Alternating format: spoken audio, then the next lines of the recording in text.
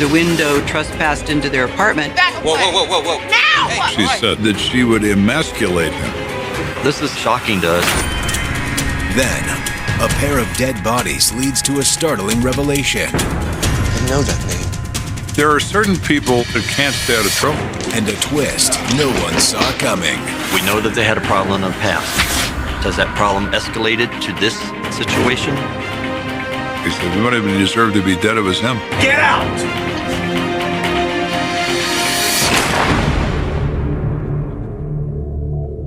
Don't do something in haste, in anger, in rage, that you would be sorry for the rest of your life. Listen to your heart.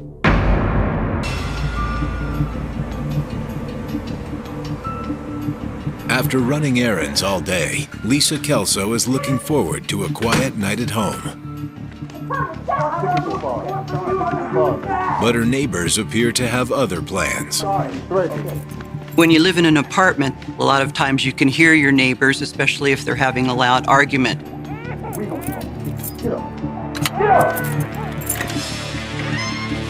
She'd probably like to get inside her apartment where she feels safe.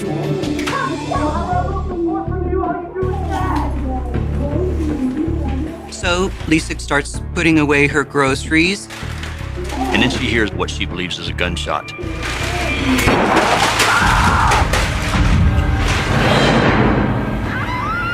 There has to be that moment of sheer panic, is somebody going to shoot me?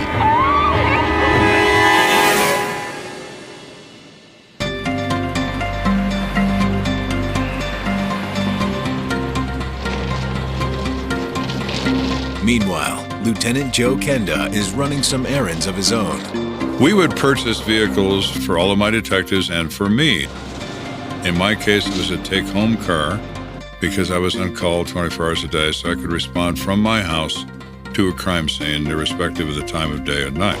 I was also responsible to maintain its appearance, so I would commonly go into the car wash. When you're inside the car wash, it's pretty noisy, but I would turn the volume up on the police radio so I wouldn't miss anything. We have reports of a shooting at the 3600 block of Verde Drive. Patrol cars in the area, please respond. My ears perked up. I thought, well, the next thing they're going to ask for is for me. No sooner has he exited the car wash than Kenda's prediction comes true. Dispatch for Lieutenant Kenda. And it's time to go to work. 15 minutes later, Kenda's spotless cruiser pulls up to the crime scene. When I arrive at the scene, there's a number of neighbors that are there, some of whom are potential witnesses, a number of patrol officers. How you doing? So what do we got? So we've got a male victim shot in the head. He's pronounced DOA at Memorial Hospital. The victim, 19-year-old Donald Godfrey, recently had moved to Colorado Springs to take a construction job. So he was just a young man trying to get a life started. Where did the shooting occur? We found him in a bedroom upstairs. We do have a roommate here. His name's Tom Schoon. He said he was home at the time of the shooting. All right, I want to take a look inside first before we talk to him. In the meantime, pull anything you can find on our victim. Yes, sir.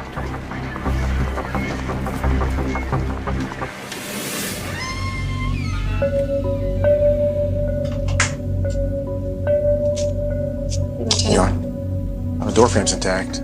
The windows show any signs of forced entry? No, we checked. They're all closed and locked. When you don't find forced entry at the scene, you can imagine a lot of different things, but generally it tells us that the victim in this case may have known the shooter. I'm looking around the room. There's a deck of cards on the table, some open beers around, nothing out of the ordinary. So we walk to the bedroom. This small apartment was what we would normally expect for some underpaid 19-year-olds to live in. We find some dirty clothing on the floor, something you expect to see, a single bed. The only thing in that room that's out of the ordinary was the blood.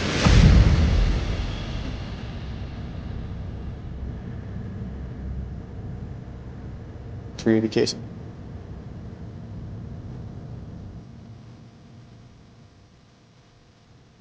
By the looks of the blood, he was standing right here when he was shot. Fell forward.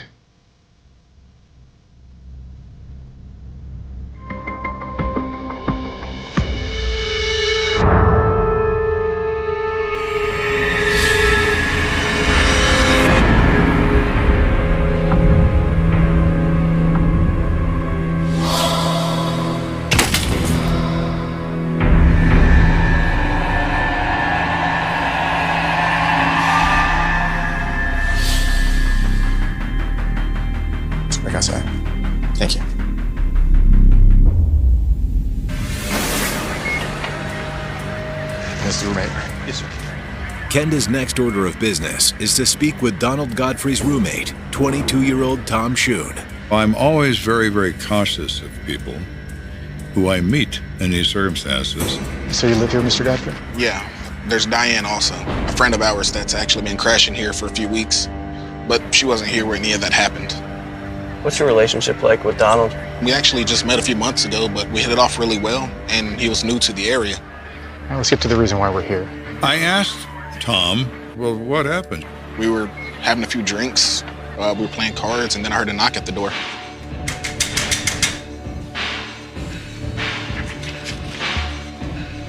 Tom opens the door and he sees two black men.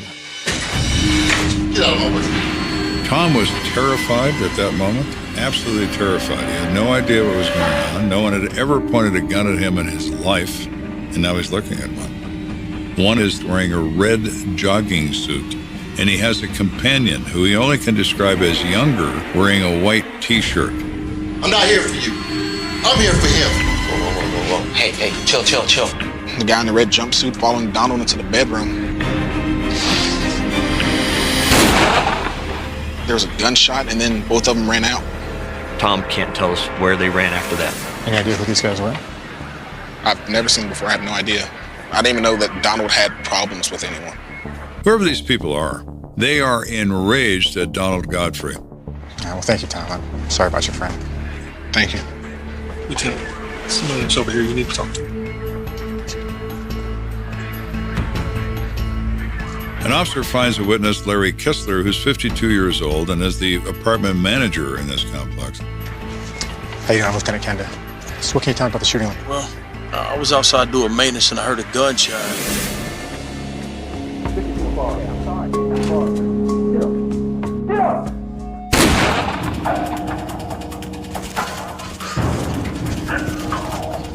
And then I saw two guys running across the street headed toward that other apartment complex. One man was carrying a gun in his right hand, and he had a companion wearing a white T-shirt. They are the same guys, no question. Put out an APB on the two suspects and have some officers canvass that apartment building. Yes, sir. Our search is narrowed now, in my opinion, to that building. They run home, like they have from the time they were 3 years old. They run home. So what'd you find out about our victim? He was served with a no trespass order. We learned he'd been served a summons for trespassing on an apartment across the street. And when was that? Actually, this morning. Said he came through a window and was yelling. Oh, really?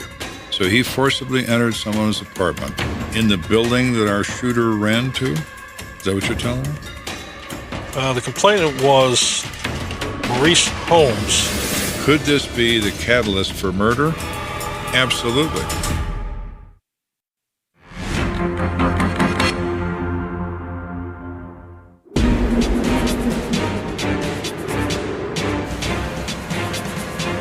We're investigating the death of Donald Godfrey. We just learned that he assaulted a man by the name of Maurice Holmes in the next apartment complex that morning. Let's round up this Maurice Holmes, see if he's the vengeful type. Yes, sir. In the meantime, I want to talk to Donald's relatives. Yes, sir. Within the hour, Kenda sits down with Donald's mother, May Godfrey. Would you excuse us for a minute? Thanks. Mrs. Godfrey. I was hoping there was a mistake.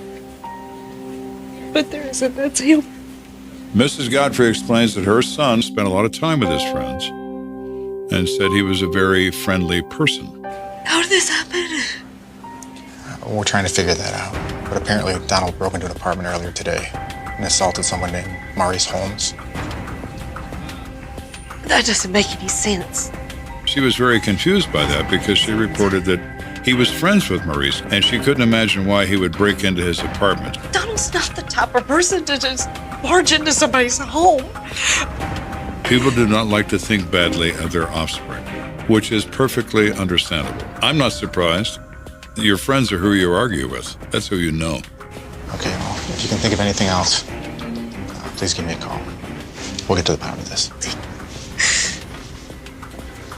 Hoping the physical evidence can shed some light on the events that led to Donald's death, Kenda decides to take a look at the victim's remains. So, did you find anything? Yeah, he's shot in the back of the head.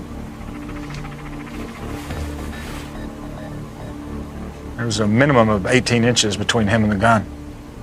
So he's probably shot it as he run away from his attacker? Yeah. No injuries of any kind. Single entry gunshot wound through the brain, instantaneous death. Manner of death, homicide. Oh, thanks for the info. Yes, sir. Dispatch for Lieutenant Kenda. Go for Kenda. Patrol has located Marie's home. Stand by for the address. 10-4. Earning that paycheck tonight, Joe. Looks that way. Thanks. 20 minutes later, Kenda's back at the apartment complex on Verde Drive. You got Maurice Holmes in there? Yes, sir. He matches the description of the accomplice, but not the shooter. All right, thank you. Inside, Kenda wastes no time confronting Maurice Holmes. Maurice, why don't you tell me about this trespassing incident you had with Donald Godfrey? How'd it start? All right, well, weeks ago.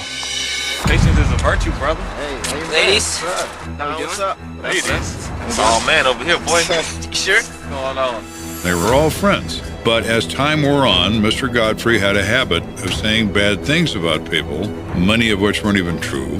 Maurice explains that on one recent occasion, Donald even insulted Toby's girlfriend, Tiffany Teasley. You mean Tiffany Teasley? Yes, sir. You mean Easy Teasley? What? I had my turn 2 weeks ago. You do this every time. I'm just being honest. What am I doing? Stop right now. Every time, you're not being honest. You do this every time. What am I doing? I'm just telling the truth. He confirms that Godfrey insulted his girl, said bad things about her, and he was angry. Put the jacket back on, bro. According to Maurice, this particular incident eventually blew over, but Donald's boorish behavior continued. Whoop his ass. Come on. Basically, in the words of this young man, he was trash-talking everyone, and he began to lose some of the friendships he had over his demeanor. So, this morning there was a knock at my door. It's Toby and Don. Listen, man, I need you to be straight up with me, all right? Okay, about what? Now, I heard one of you two was talking about me yesterday. Were you dissing me? Maurice told us that Toby was upset because he thought Maurice was saying some derogatory things about him. What's Don? It was him. Seriously? Come on. What? What happened next? Toby got all worked up.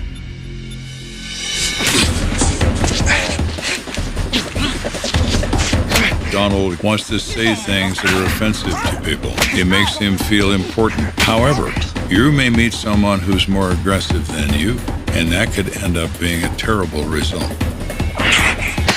Maurice breaks up this fight.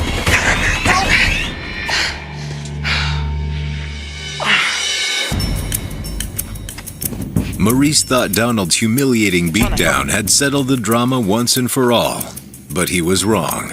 And later, Don climbed in through my window. Whoa, man, what are you doing? Don is now very upset with Maurice because Maurice, in essence, ratted him out to Toby. Just leave, dude! Calm down, I said I was sorry. Maurice was very intimidated by Don. Don was bigger than him, and Don was very angry. Get up! You're sorry! Get up so I can hit you again! Stop! But then, in a stroke of luck, a mutual friend appeared out of nowhere.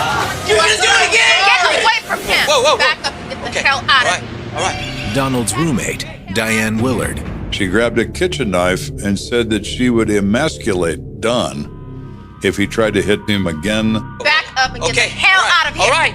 Now! Are you okay? Diane was actually a friend of Maurice and his family. He's not gonna get away with this. When you are young, your emotions run high. Sometimes you're not in control of those emotions, and that in itself can be fatal. What happened next? Well, after Maurice got beaten up by Don, his father comes home and sees his son, basically bloodied. What happened to your face, son? It was Donald. He climbed through the window and attacked me. Are you serious? And I want to rip him apart. No. We'll do it the right way. We'll call the police. Maurice explains his father wanted to protect him from Donald. The culture of this country is to protect our young. He's afraid of what's going to happen next. It was Maurice's father who, at that time, took the appropriate action to go ahead and notify the police and let the police handle the situation. I'd like to report an assault on my son. Although Maurice's father reported the incident to the police, Kenda knows it's entirely possible that Maurice still took matters into his own hands. Okay, so why did you and one of your boys go over there with a gun? You trying to scare Donald? Whoa, I don't do that type of stuff. I don't have no gun. No one is ruled out as a suspect until the facts say so. But despite my misgivings, what evidence do I have against him? Zip. All right, I'm gonna let you go for now. But we'll talk again later. But I didn't do anything. Just stay close to home. I find this Diane Willard. I'm gonna have a talk with her. Actually, sir, a woman by that name came forward a few moments ago with a man. They say they know who killed Donald Godfrey. Great, thank you. Yes, sir. Cool. That's what I want to know. Back at the station, Kenda sits down with Diane Willard, while simultaneously another detective questions her friend, Gary Johnson. We were well aware that Diane Willard lived in apartment 305. We were with Mr. Godfrey. She says she's distressed about his death, which means maybe she has some level of loyalty to him. This is all potentially good. She could be a good source. So you have something to tell me? Donald did not deserve this. After it happened, everybody was in shock. Did you see who shot Donald? No. But my friend, Gary Johnson, the guy that came in with me, he saw the entire thing. She's telling us that Gary Johnson was the individual that was present inside the apartment with our shooter. This is a very surprising twist right here. But listen, I can tell you who did shoot him. It was Maurice. Well, the witnesses we have said the shooter was a lot older than him. But Diane's reply throws Kenda for a loop. No, you're talking about Maurice Jr. I'm talking about Maurice Sr. His father, Maurice Sr., shot Don. The father's the one that did the shooting. What? His father shot Donald Godfrey in the back of the head? That's something I didn't anticipate.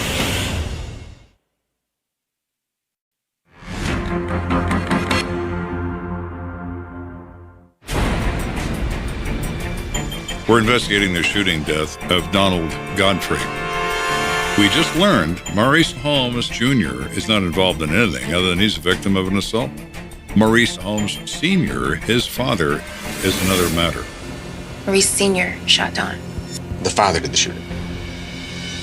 I think that's when the light bulb goes on. It's like, wait a minute, we have two Maurices here, and it was Senior who had actually gone after Don. How do you know Donald Godfrey?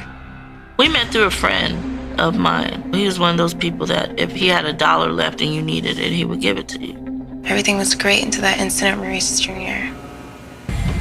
Diane Willard explains that she was returning home when she saw Donald breaking into her friend Maurice Jr.'s house.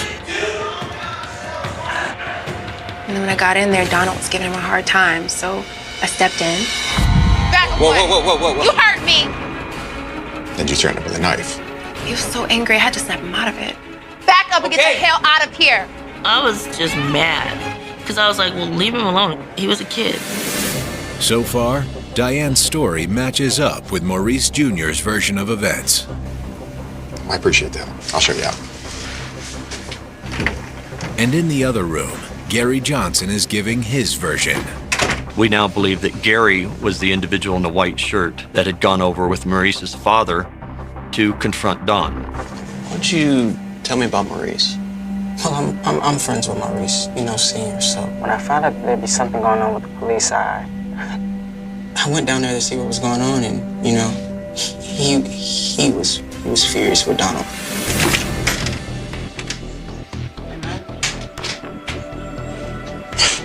I heard Junior and Don got into it. What happened? You have no idea. I mean, I know, man. He's been pissing everybody off lately. He hit my son. Somebody's got to talk to him. He's very agitated towards Don. He goes from having the police handle the problem with the trespass to deciding to start to handle it himself. He says, we're going to go end this with Godfrey, and we're going to do it right now. We're going to talk to him. Come on, get up, let's go. Right now? Get up, let's go. Gary thought they were going over there for the simple fact to warn this character to leave the family alone. Things changed when he got over to the apartment complex. What are you finna do with that? Just going to talk to him, that's it. No, I'm not finna go in there if you got that gun. Why'd you come all the way up here then? Gary was there to have a conversation, and that shocked Gary. We just gonna go talk to him. Ain't nothing gonna happen. You coming? Let's go. All right, man. So Maurice is the leader, Gary's the follower. According to Gary, when Maurice Sr. knocked on the door, he was greeted by Donald's roommate, Tom Shun. Get out of my way. I'm not here for you. I'm here for him. Hold on. Whoa. It's cool. Took it too far. Okay, I'm sorry. Hurt my son. I'm sorry. You threatened me. Okay. All right. Maurice punches Godfrey in the stomach with the gun. Godfrey runs down the hallway, followed immediately by Maurice.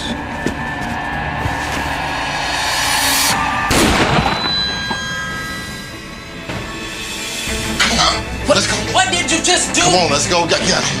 God, man, come on.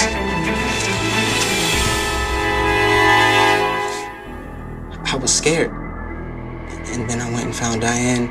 And then we contacted the police. You know, I just wanted to do the right thing. Thanks for coming in, Gary. I don't believe that Maurice Holmes Sr. planned this event in any particular way at all. I think he reacted to the circumstances by emotion. With Diane Willard and Gary Johnson's statements in tow, Kenda issues an APB for Maurice Holmes Sr. By this time, we have enough evidence to get an arrest warrant for Maurice Sr. We don't know where he's at. We are going to his known places. He's going to his employment, his home. We can't find him.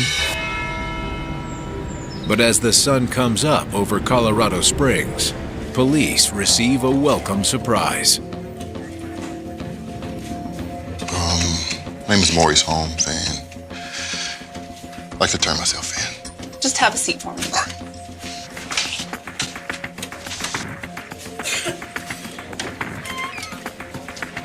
Maurice? You come with me? Is my lawyer coming? Though Maurice Holmes Sr. has turned himself in, he's also retained a lawyer who's advised him not to make an official statement. Fine, Mr. Holmes, that is your right. In our opinion, we have a prosecutable and winnable case for the crime of murder. Eventually, Maurice Holmes Sr. strikes a deal and pleads guilty to second-degree murder. Maurice is sentenced to 25 years in prison.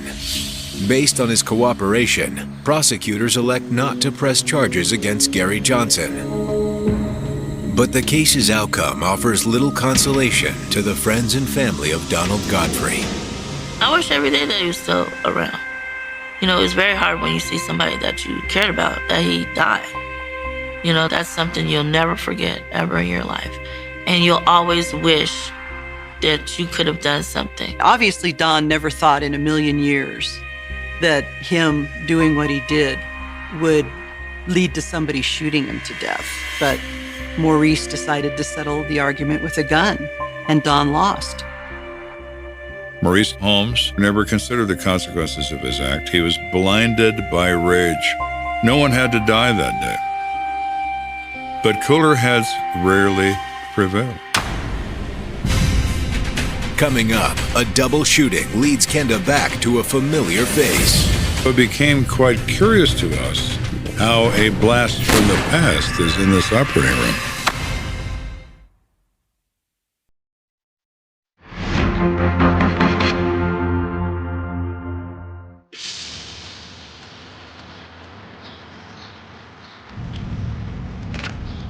Joe, how's it going in there? Good. I'm almost done. It's Lieutenant Kenda's day off, but that doesn't mean he gets to put his feet up. As a policeman, you're not in a position financially to hire anyone to do anything. You become a handyman whether you are one or not. I did roofing, electrical, plumbing, drywall, paint, whatever was required, because I had no choice. right, Kath. Sink's fixed. Oh, great. Hey, I was thinking maybe we should repaint the guest room. Well, if you really think it needs it. When the wife speaks, the husband listens and then responds generally with tools, which is why at Christmas, women get jewelry, men get hammers.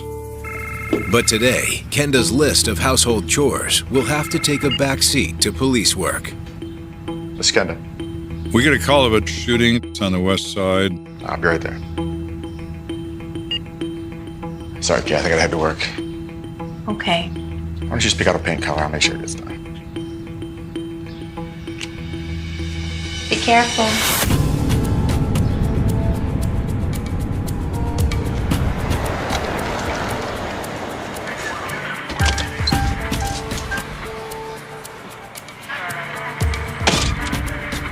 Thank you. Hey, Brian. Hey, Lieutenant. How are you? So what do we got? We got a double shooting, male and a female victim. The male's on his way to the hospital. The female is deceased. She's inside. Do we have any names yet? We don't have an ID on the male. We do on the female. The neighbor identifies the female as a 21-year-old named Ernestina Martinez.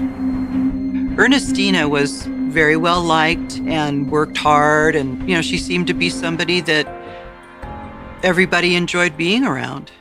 Just before Kenda enters the crime scene, someone catches his attention.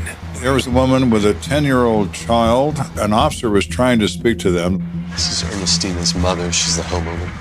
Hey, Lieutenant. Did they witness the shooting? We think so, sir, but we're having a hard time getting a statement. She doesn't speak English, and her Spanish is hard to understand. The officer present explained that this was a very different dialect of Spanish.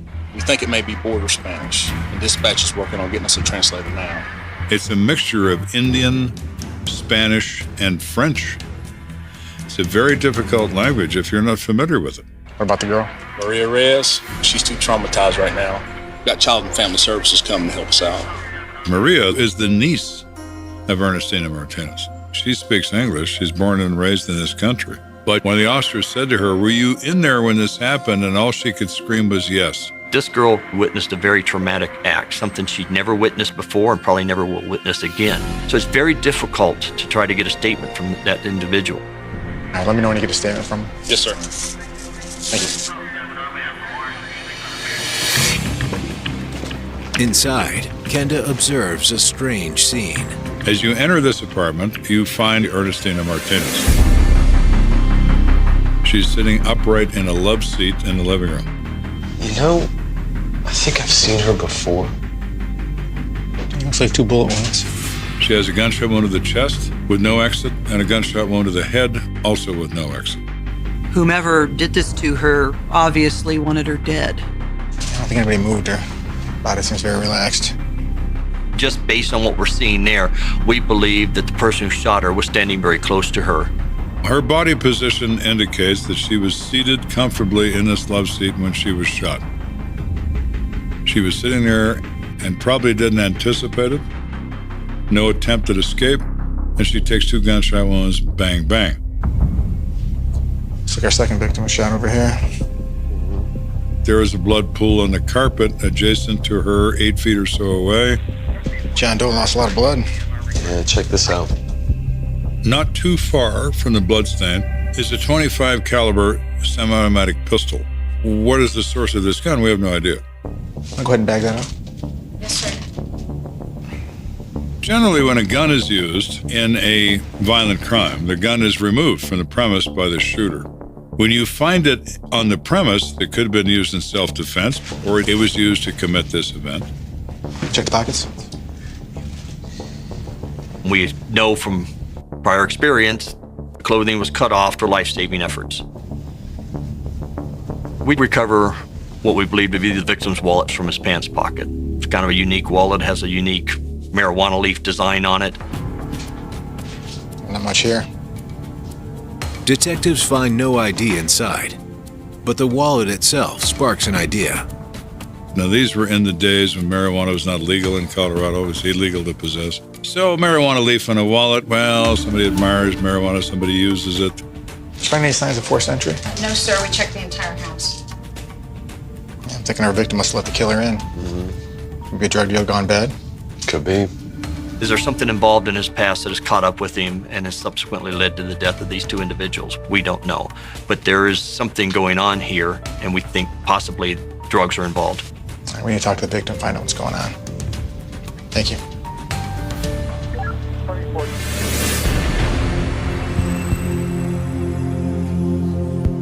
I'm Lieutenant Kenda, Detective Ritz. How can I help you?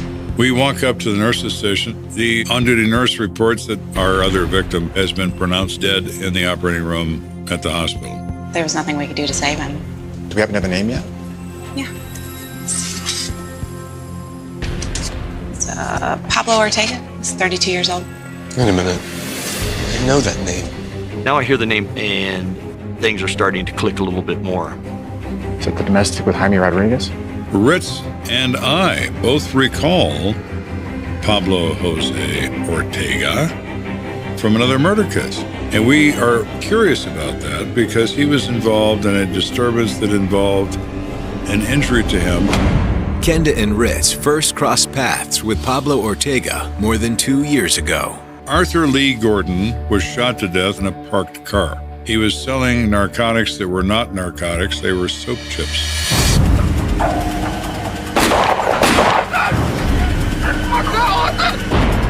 In a search of the immediate vicinity of the shooting, we discover a blood trail, and we determine that the blood source is Pablo Jose Ortega. But Kenda quickly discovered that Pablo Ortega had nothing to do with Arthur Lee Gordon's death. What's your problem? Get out!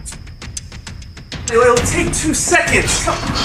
Instead, he was involved in a domestic dispute with Ernestina Martinez's stepfather, Jaime Rodriguez. We know that it had turned physical to where he ended up with a laceration on his hand. Ernestina's stepfather becomes enraged and pursues him on foot through the neighborhood. Pablo Ortega runs in fear of the father and leaves a blood trail from his bleeding arm all the way back to his house. The reality is law enforcement deals with a small portion of the population, 2 to 5% most of the time. There are certain people that are known as regulars, people that can't stay out of trouble. And as a result, the police routinely encounter them. The stepfather hated Pablo. Chased him like 6 blocks? Yeah, something like that. You know, I didn't see anything to indicate the stepfather still lives at that apartment. No. Maybe he split with the mom? Maybe he still hates Pablo.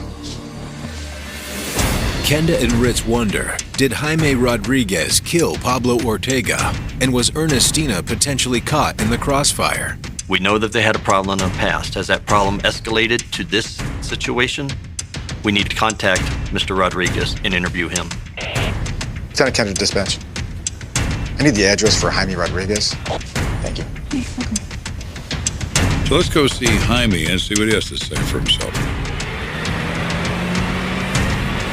Our mission is to find the truth, wherever that leads us.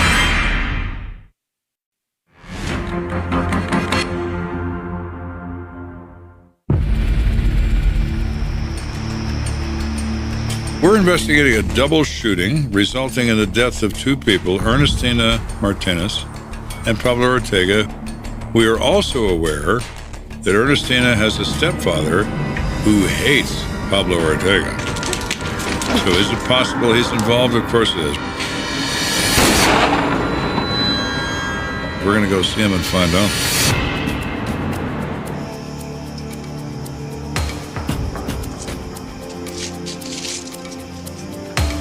Can I help you?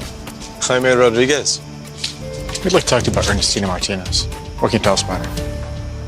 The nice girl. When we contact Mr. Rodriguez at his address, he's very forthcoming with us, very cooperative. Things didn't work out with her mom and me, but that's life. Obviously, you know Pablo Ortega. Yes. Nothing but trouble. What do you mean? I knew it from the first time that I laid eyes on him. Ernestina got involved in a relationship with Pablo. He explains to us that originally Pablo was very loving in that relationship. But it didn't last long. He was no good. As they get more and more involved, Pablo gets more and more jealous. I told you, I'm taking Maria to the movies. And why do you have to wear makeup? Like to look nice. You know, look, you lying little slut, I know what you're up to. Excuse me? Who do you think you're talking to?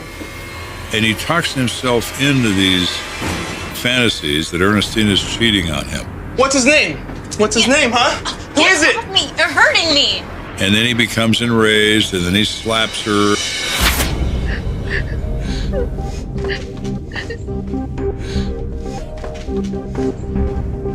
Ernestina would come home after seeing him, and she was real quiet, real distant. That's when we started to notice the bruises.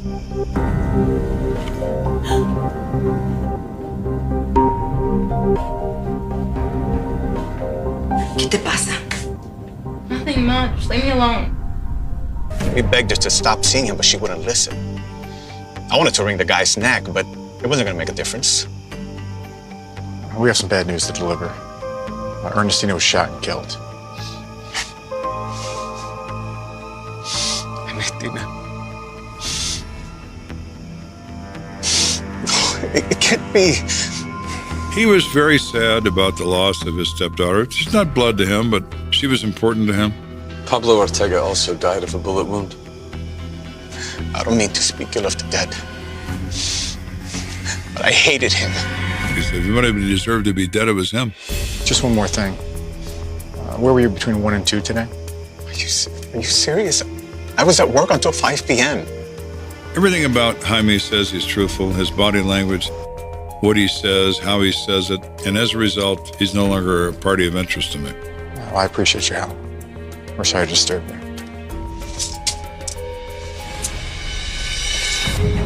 Now, Kenda's interest lies in a new suspect.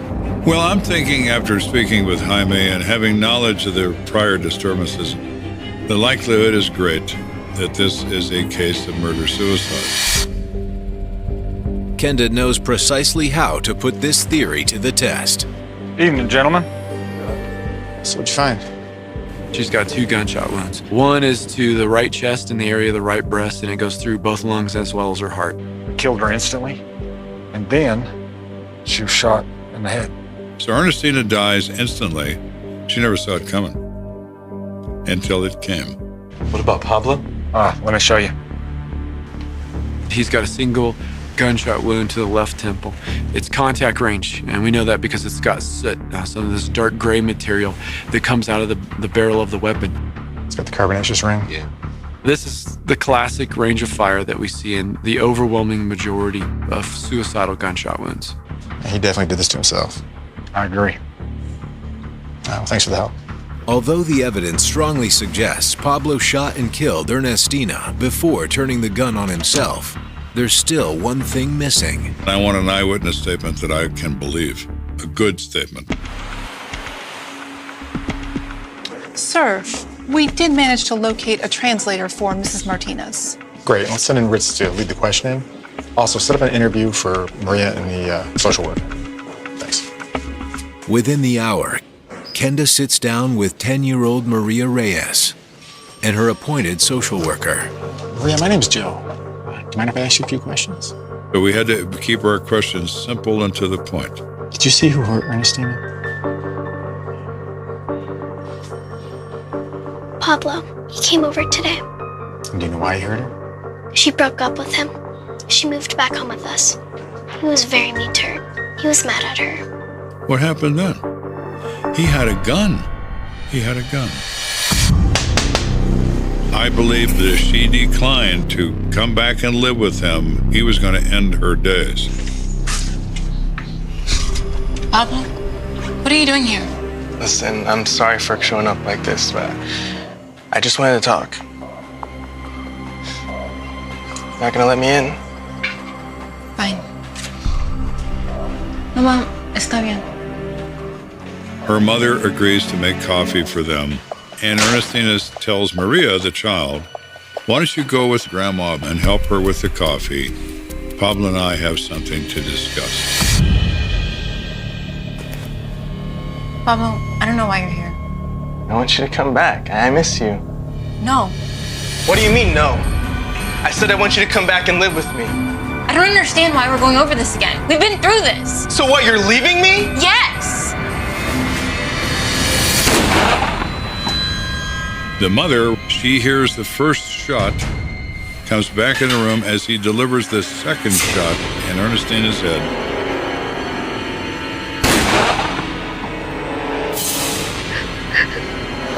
But Pablo isn't finished. Pablo says nothing, puts the gun to his head and pulls the trigger.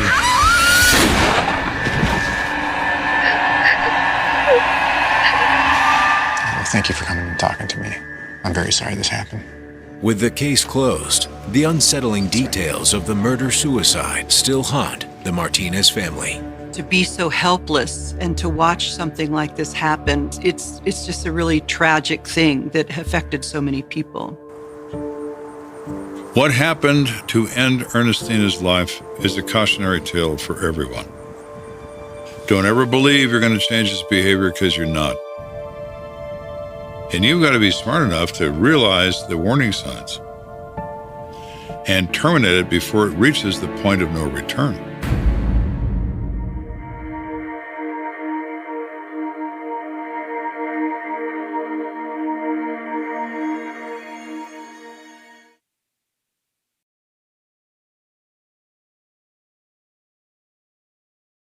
It begins with a door that never should have been left unlocked, a quiet apartment on the Upper West Side where the city noise fades just enough for fear to slip in unnoticed, and a phone that keeps ringing long after midnight with no one on the other end, just breathing, slow and deliberate, like someone making sure the line is still alive. In 1987, New York is loud, violent, electric, but this street is calm, respectable, the kind of place where neighbors recognize each other's footsteps, where nothing truly bad is supposed to happen, and that assumption is exactly what makes the shock hit harder when it finally comes. Her name is Eleanor Weiss, 32 years old, a junior editor at a publishing house near Midtown, meticulous, punctual, invisible in the way so many people are invisible until they vanish. On the morning of October 14th, she doesn't show up for work. No call. No note. No warning. By noon, her desk phone is ringing unanswered, and by late afternoon her supervisor calls the building superintendent, who unlocks the door just after 6 p.m., expecting to find a sick woman asleep on the couch, maybe a burst pipe, something ordinary, something explainable. What they find instead is silence, so heavy it feels staged. The lights are on. The kettle is cold. Her purse sits on the kitchen table with cash still inside. Her coat hangs neatly by the door. There are no signs of a struggle, no overturned furniture, no broken glass, no blood, no note. Eleanor Weiss is simply gone. Vanished. Absorbed by the city. And within hours, the words start circulating quietly at first, then louder, sharper, more dangerous, missing under mysterious circumstances, no forced entry, last seen alive the night before, cold case in the making. The NYPD arrives fast, but not fast enough to catch whatever trail might have still been warm. Detectives walk the apartment with practiced eyes, opening drawers, checking windows, noting what isn't there. Her passport remains. Her toothbrush is dry. Her bed hasn't been slept in. The trash holds yesterday's coffee cup, a grocery receipt, a torn envelope with a return address that leads nowhere. There's no suicide note, no indication she planned to leave, no bank activity suggesting escape. This isn't a woman starting over. This is a woman interrupted. Neighbors are questioned. One heard footsteps around 10. Another thought they heard voices in the hallway, but can't be sure. A couple across the hall says Eleanor had visitors often, friends, co-workers, a man who brought wine and stayed late, but descriptions blur together, faces dissolve under pressure, certainty collapses into shrugs. It's New York. People come and go. People mind their business. People don't look too closely. By day 2, the tabloids catch the scent. Young professional disappears from Manhattan apartment. No suspects. No clues. Cameras gather outside the building. Reporters ask the same questions the police can't answer. Is she alive? Was she taken? Did she know her attacker? And beneath all of it, unspoken but looming, the question no one wants to say out loud yet, was this planned? Detectives start with the obvious. Ex-boyfriends. Co-workers. Anyone who argued with her recently. Eleanor's life, when laid out on paper, looks disappointingly clean. No criminal record. No known enemies. No secret lover waiting in the wings. Her phone records show routine calls. Her diary ends 3 days before her disappearance with a line that feels harmless at first glance, then increasingly ominous. Dinner with Mark. Home late. Mark. A name. A foothold. Mark Feldman is 38, a family friend, someone Eleanor has known since college, someone her parents trust enough to hand her house keys to, someone who helped her move into this apartment 2 years earlier. He's described by everyone the same way: reliable, calm, generous, the guy who shows up when things break. When detectives bring him in for questioning, he doesn't flinch. He sits upright, answers clearly, doesn't lawyer up. He says yes, they had dinner. Yes, he walked her home. No, he didn't go inside. Yes, they talked in the hallway. No, nothing seemed wrong. He leaves the precinct without handcuffs. Days pass. Then weeks. Flyers go up across Manhattan. Eleanor's face stares back from lampposts and grocery store windows, smiling, alive, unaware of what she's become. Her parents arrive from Connecticut and move into the apartment, sleeping in shifts, hoping the phone will ring. It never does. Leads dry up fast.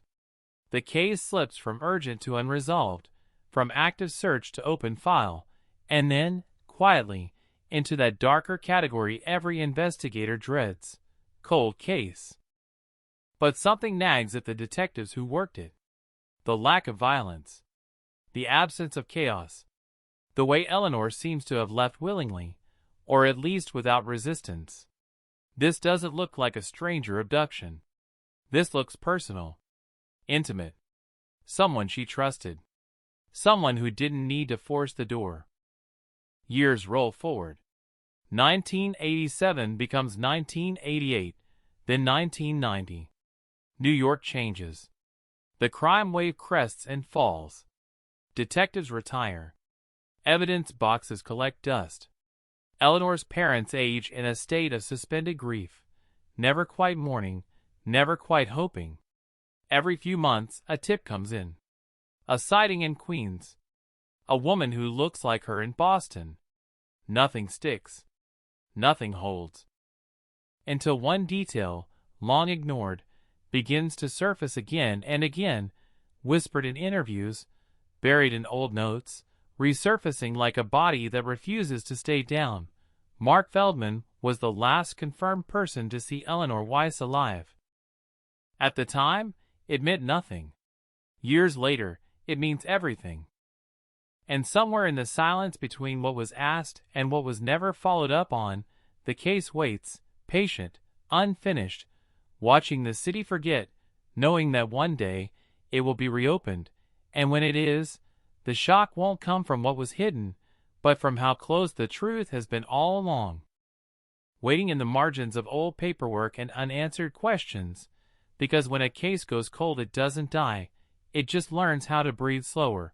And in the early 1990s, as Eleanor Weiss fades from headlines and memory, one detective pulls the file back down from a shelf not because of a new lead but because of a feeling he can't shake, a thin discomfort that settles in his chest every time he rereads the final interview notes. Every time his eyes stop on that same line, written in ballpoint ink that has begun to fade: last known contact, Mark Feldman. At first it's subtle, a re-examination disguised as routine, a second look framed as paperwork cleanup. But the deeper he goes, the louder the silence becomes, because Mark's statement, so calm at the time, now reads too clean, too symmetrical, like a story rehearsed until all the rough edges have been sanded away. Dinner at a quiet Italian place. A walk home. A brief conversation in the hallway. A good night. End scene. No witnesses to confirm he left when he said he did. No security cameras in 1987 to contradict him. Just his word, preserved like evidence itself. The detective starts tracing timelines, laying Eleanor's last day over Mark's movements, and gaps begin to appear, small at first, then impossible to ignore. Mark claims he went straight home after dropping her off, but his building's doorman remembers him arriving late, later than he should have if the walk had ended when he said it did. Not definitive. Not enough. But enough to underline in red. Another note resurfaces. A neighbor across the hall mentioned seeing a man standing outside Eleanor's apartment door around 11, not forcing entry, not knocking, just standing there, as if waiting for someone to open it from the inside. At the time, the description was vague. Medium height. Dark coat. Could have been anyone. Now, with Mark's face in mind, it feels heavier. The detective reaches out to Eleanor's parents, now gray-haired, brittle with years of suspended sorrow, and asks questions they've answered a dozen times before, but this time he listens differently. Eleanor trusted Mark, they say. She leaned on him. He fixed her shelves, helped her move furniture, checked in on her when work got stressful. He was safe. He was family. And the detective writes that word down slowly, underlining it twice, because in cases like this, family doesn't always mean protection. Sometimes it means access. By the mid-1990s, the investigation is quietly reopened, not announced, not celebrated, just nudged back into motion like a machine someone hopes still works. Mark Feldman is called in again, older now, lines around his eyes, hair thinner, but the same composed demeanor, the same controlled breathing. He's surprised, he says, saddened that Eleanor was never found, confused as to why they're still asking him questions. He repeats his story without hesitation. Not a single contradiction. Not a single slip. But time has changed the detectives, too. They ask different questions now. They ask about Eleanor's emotional state, about whether she ever talked about leaving town, about whether she confided fears. Mark answers smoothly until one moment, one careless second, when he mentioned something Eleanor never told anyone else, a minor detail, insignificant on its own, but nowhere in the original case file. When pressed, he shrugs it off as something she must have mentioned casually. The detective nods, writes it down, circles it once. The city keeps moving. So does Mark. He marries. He changes jobs. He leaves Manhattan. On paper, his life unfolds normally, but every few years the case file follows him, resurfacing in new jurisdictions, his name flagged, his movements tracked retroactively.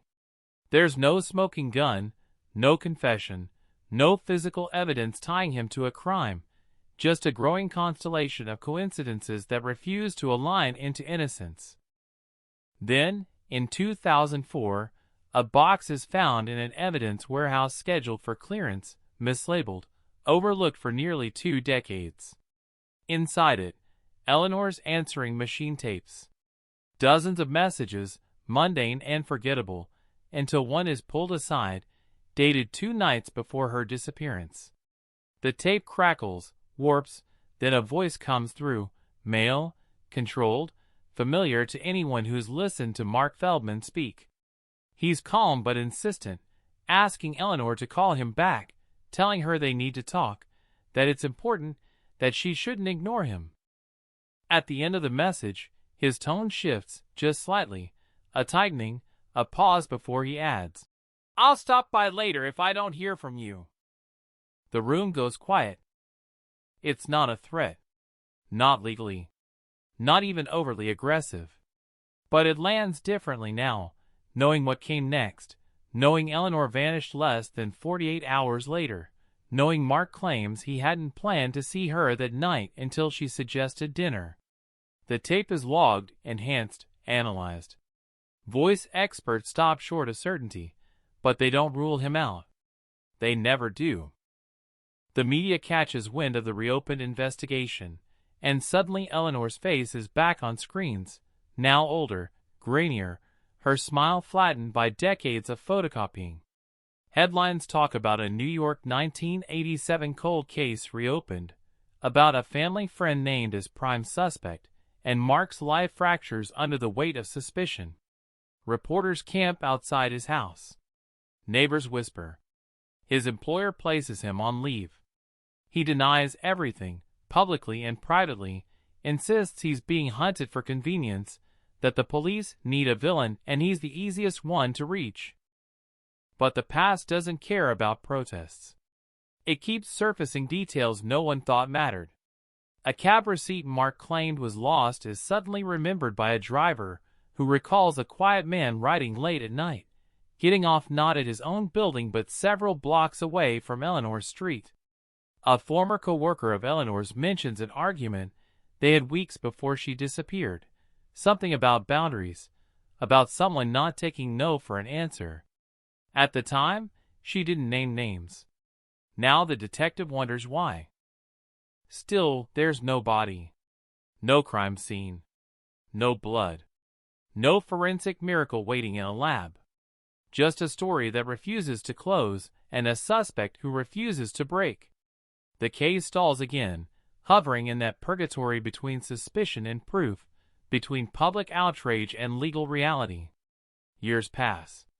Mark ages further. Eleanor's parents pass away without answers. And the file returns to its shelf, heavier now, thicker, but still unresolved. Yet even as it cools again, the damage is done. Mark Feldman is no longer just a footnote. He's a shadow that trails every retelling of Eleanor Weiss's disappearance, his name inseparable from hers, his presence lingering in the unanswered spaces of the timeline. And somewhere in the city, in an apartment that has changed tenants a dozen times, the walls still hold the memory of a night when nothing seemed wrong, when the door may have opened willingly, when trust may have been the final mistake. Because cold cases don't haunt communities because of what's known. They haunt because of what almost makes sense, because of how close the truth feels without ever quite stepping into the light. And as the years grind on, the question doesn't fade, it sharpens, pressing harder with every retelling. If Mark Feldman didn't take Eleanor Weiss that night, then who did, and why does every road still lead back to him? The tape recorder clicks off. The file is closed again. But the silence it leaves behind is louder than ever, and it isn't finished speaking.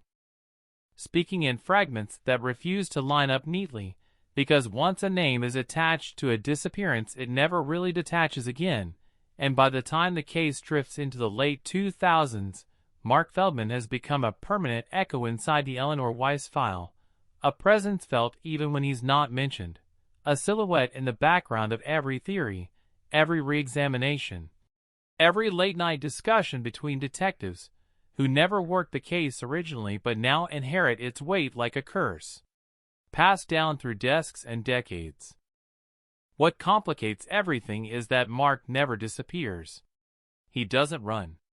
He doesn't change his name. He doesn't make mistakes big enough to arrest him for something else. He lives plainly, almost defiantly normal, as if daring the world to prove him wrong, and that normality becomes its own provocation. People expect monsters to look monstrous, to unravel under pressure, to slip eventually. Mark does none of that. He ages quietly, attends family events, pays taxes, answers questions when asked. He becomes the kind of suspect who forces investigators to confront an uncomfortable truth. Some people don't crack, even when they're guilty, and some stories never give you the ending you want. Inside the department, the Eleanor Weiss disappearance is used as a cautionary tale. A case about timing, about assumptions, about what happens when there's no obvious violence to anchor an investigation. Younger detectives flip through the file during training, shaking their heads at how little there is to hold onto. No body means no crime scene. No crime scene means no physical narrative. Everything rests on psychology, on motive, on trust turned sour. It's the kind of case that lives or dies on one mistake, one forgotten detail, one witness who didn't realize what they were seeing at the time. And then, years after anyone expects it, one of those details surfaces from a place no one thought to look. In 2013, a woman named Rachel Klein walks into a precinct in upstate New York, not Manhattan, not where Eleanor vanished, but close enough to make detectives listen when she says she thinks she knows something about an old cold case. She's hesitant, visibly shaken, the kind of person who has rehearsed a confession for years without ever intending to make it. She says she dated Mark Feldman briefly in the early 1990s, after Eleanor disappeared but before the case faded from public view. She says he was charming, attentive, patient. Until he wasn't. Rachel describes a relationship that felt increasingly claustrophobic, Mark showing up unannounced, asking detailed questions about her schedule, her friends, her routines, framing it all as concern. She brushed it off until one night, during an argument, he said something that lodged itself in her memory like shrapnel. According to Rachel, Mark told her, calmly, almost casually, that people vanish all the time in this city, that sometimes it's better not to ask where they go. At the time, she thought it was a metaphor, a dark joke. Years later, watching a documentary rerun about Eleanor Weiss, the line comes back to her with chilling clarity. Rachel doesn't accuse Mark of murder. She doesn't claim to have seen anything illegal. What she offers is something less tangible and more dangerous: pattern, behavior, a glimpse behind the mask. Detectives take her statement seriously, add it to the file, underline it, but again, it isn't enough. It never is. Suspicion accumulates. Proof does not. The case drifts again, buoyed briefly by renewed interest, then sinking back into obscurity. Online forums pick it up. Amateur sleuths argue timelines, debate motives, dissect Mark's interviews frame by frame. Some are convinced he did it. Others insist he's a convenient villain, a man punished by association. The noise grows louder than the facts, and eventually even that fades, replaced by newer mysteries, fresher tragedies. But cold cases have a way of resurfacing when technology catches up to silence. In 2019, the NYPD begins a systematic review of long-term missing persons cases, digitizing old files, reanalyzing evidence with modern tools. Eleanor Weiss's case is flagged again, not because of Mark, but because of something overlooked for 32 years, a partial fingerprint lifted from the inside of her apartment doorframe. In 1987, it was unusable, smudged, incomplete, not worth chasing. Now, with updated algorithms, it becomes something else. Not a match. Not a confirmation. But not a dismissal either. The print doesn't belong to Eleanor. It doesn't belong to any known visitors logged at the time. It's unidentified. And that changes the shape of the case instantly. Because if the print isn't Mark's, then either someone else was there that night, or Mark was there and wore gloves, or the print predates the disappearance entirely. Each option opens a different door, and none of them leads somewhere comfortable. Detectives return to the apartment building, now renovated, modernized, stripped of its 1980s character. Tenants cycle through quickly, unaware of the history beneath their feet. A new superintendent pulls out old maintenance logs, yellowed and brittle, and one entry catches attention.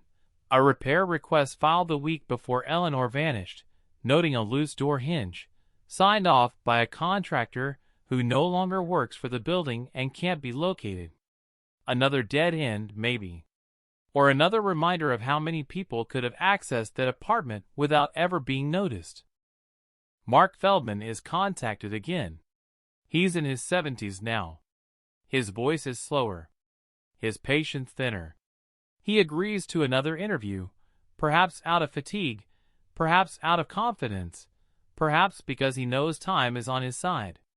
When asked about Rachel Klein, he laughs softly, dismissively, calls her bitter, unstable. When asked about the fingerprint, he shrugs. When asked, one final time, whether he ever went inside Eleanor's apartment that night, he pauses longer than he ever has before answering no. The pause is noted. It always is. But pauses don't put people in prison. As the reopened investigation grinds forward, detectives face a grim reality. Even if they believe Mark Feldman is responsible, even if they're right, the window for justice may already be closed. Witnesses are dead. Memories are unreliable. Evidence is thin and aging. And somewhere in all of it, Eleanor Weiss remains missing, her fate locked behind a door no one can quite open. The case edges toward another stall, another quiet retreat into files and footnotes, but it leaves behind a deeper unease this time, because now the mystery isn't just what happened to Eleanor, it's how many times the truth may have brushed past the investigation without ever stopping, how many signs were seen but not recognized, how many chances slipped through the cracks of a city too busy to notice one woman disappear. And as the lights go out in the precinct late at night, as detectives pack up and head home, the same thought returns again and again, uninvited and unresolved. Some crimes don't need violence to destroy a life, some killers don't leave blood behind, and some cold cases aren't cold at all. They're just waiting for the last piece to fall into place, even if it takes a lifetime. Into place with a sound so soft no one notices it at first, because by the time the investigation reaches its fourth decade, the case isn't driven by urgency anymore, it's driven by unease, the feeling that something essential was missed not once but repeatedly, and that the truth, whatever it is, has been patient, adapting to every delay, every retirement, every box returned to storage. The year is 2021 when a junior analyst, someone who wasn't even born when Eleanor Weiss vanished, flags a detail during a routine digital cross-check, not because it looks suspicious on its own, but because it doesn't belong. It's a subway fare record, pulled from an experimental data archive that aggregates anonymized transit logs from the late 1980s, incomplete and rarely useful, but this one stands out because of timing. A fare swipe logged at 11:43 p.m. at a station 3 blocks south of Eleanor's apartment, the same night she disappeared, using a monthly pass registered to Mark Feldman. On its own, it proves nothing. Mark lived uptown. He took the subway often. The system wasn't perfect. Cards were shared. Machines misread. But the problem is the hour, the direction, the location. According to Mark's statement, he should have been walking home or already inside his building by then. Instead, the record places him moving away from his route, deeper into Eleanor's neighborhood, later than he ever admitted to being there. Detectives hesitate before acting on it. They've learned what happens when they lean too hard on circumstantial threads. But once it's seen, it can't be unseen. The timeline is redrawn again, sharper now, more unforgiving. Eleanor last seen around 10. Mark's voicemail 2 nights earlier suggesting he might stop by. The neighbor seeing a man waiting outside her door near 11. And now a subway record placing Mark nearby almost an hour later than he claimed. They bring him in again. This time, the interview room feels different. Smaller. Tighter. Mark sits slower than he used to. His hands tremble just enough to notice. When confronted with the fare record, he frowns, says the system must be wrong, says he lent his pass to a co-worker that week, says memory fades, details blur. After so many years, how can anyone be expected to remember exact times? The detectives let the silence stretch. They've learned the value of waiting. Then they ask a question no one asked him before. They ask him if Eleanor ever asked him for space. The effect is immediate, not explosive, not dramatic. Just a visible tightening, a subtle recalibration of posture, as if his body has decided to protect something his words won't. He says no. He says they were close. He says she trusted him. He says people are projecting modern ideas onto old friendships. He says a lot of things. What he doesn't say is why multiple people remember Eleanor becoming increasingly guarded in the weeks before she vanished, or why her co-worker's memory of an argument about boundaries aligns so neatly with Rachel Klein's later experience. The interview ends without charges. Again, outside the precinct, the story leaks. It always does. Headlines reappear, sharper now, more accusatory. Cold case movement after new evidence surfaces. Transit record contradicts suspect's timeline. Mark's name trends briefly, then vanishes under the weight of newer scandals, but the damage settles into his life like sediment. Old friends stop calling. Family members avoid the topic. The suspicion becomes permanent, an unspoken companion he can never quite outrun. Inside the investigation, something shifts. The focus widens. Detectives begin asking a question they avoided for decades. What if Eleanor didn't leave that apartment alive at all? No blood doesn't mean no violence. No body doesn't mean no death. In the 1980s, the assumption leaned toward abduction. Now, with hindsight, another possibility emerges, darker and more deliberate. They revisit missing persons databases nationwide, not just for Eleanor, but for unidentified remains discovered years later, especially women matching her age and build, found far from New York, far from where anyone would think to look. The list is long. The process is slow. DNA comparisons are requested, denied, delayed. Each potential match raises hope and dread in equal measure. One comes close. In 1992, skeletal remains were found near a rest stop in rural Pennsylvania, initially ruled accidental, identity unknown. At the time, Eleanor's parents were never notified. The case was never connected. Now, decades later, the analyst notices a similarity in dental records, a possible overlap that sends a jolt through the room. A request is filed to exhume the remains for advanced testing. The wait is agonizing. While labs work, detectives dig into Mark's travel history in the early 1990s. Road trips, family visits, business conferences. A pattern begins to emerge, not definitive, but uncomfortable.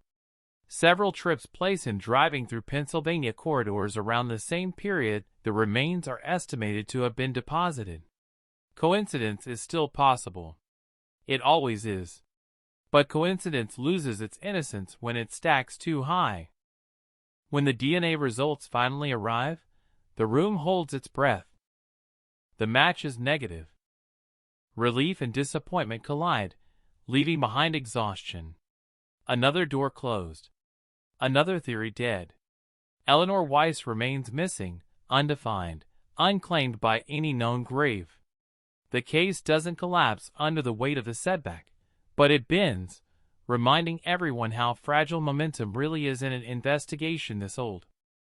And yet, something has changed irreversibly.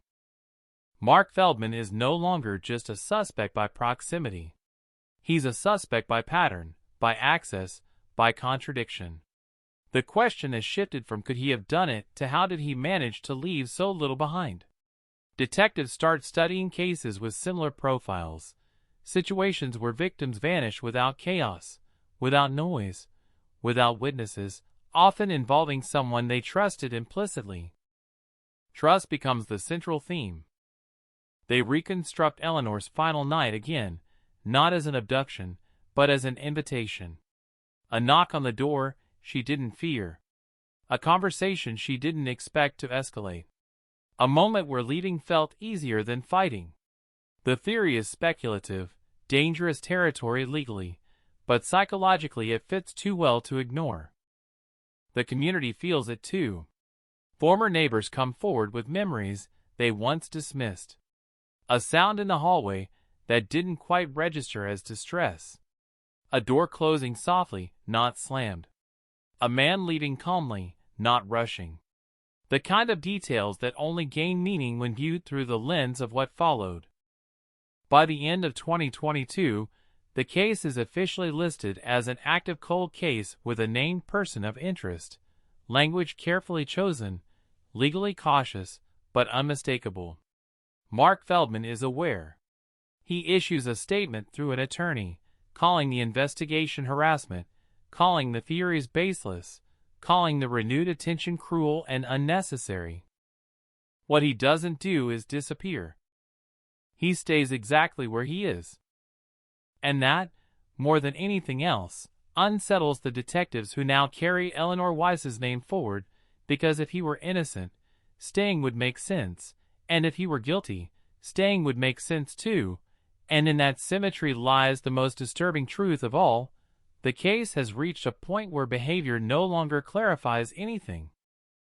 As the file thickens once more, as digital timestamps replace handwritten notes, as new eyes scan old words, the mystery tightens instead of loosening, and the feeling grows stronger that the answer isn't hiding in some dramatic reveal waiting to be uncovered, but in a quiet moment that already happened, unseen, unquestioned, accepted as ordinary. And somewhere in that ordinary moment, Eleanor Weiss stepped out of her life and never stepped back in, leaving behind a city that keeps moving, a suspect who keeps denying, and a cold case that refuses to stay buried. Buried under the weight of time and familiarity, because by the fifth decade the case is no longer about discovery, it's about endurance, about how long unanswered questions can survive before they calcify into something permanent, something immune to truth. And inside the department, the Eleanor Weiss file now carries a quiet reputation, the kind that makes people lower their voices when they mention it, the kind that feels less like an investigation and more like a test of faith. In 2023, the pressure doesn't come from evidence, it comes from absence. Eleanor would be 68 now. Retirement age. A hypothetical grandmother. Every year that passes stretches the distance between who she was and who she might have become, and that widening gap sharpens the sense of theft, the feeling that something wasn't just taken from her, but from everyone who knew her, from a future that was erased so cleanly it left no debris behind. The cold case unit begins doing something it avoided for years. They stop asking what happened and start asking what was possible. They map Eleanor's social radius in 1987, not just close friends, but casual contacts, people who brushed against her life briefly and then vanished from it without consequence.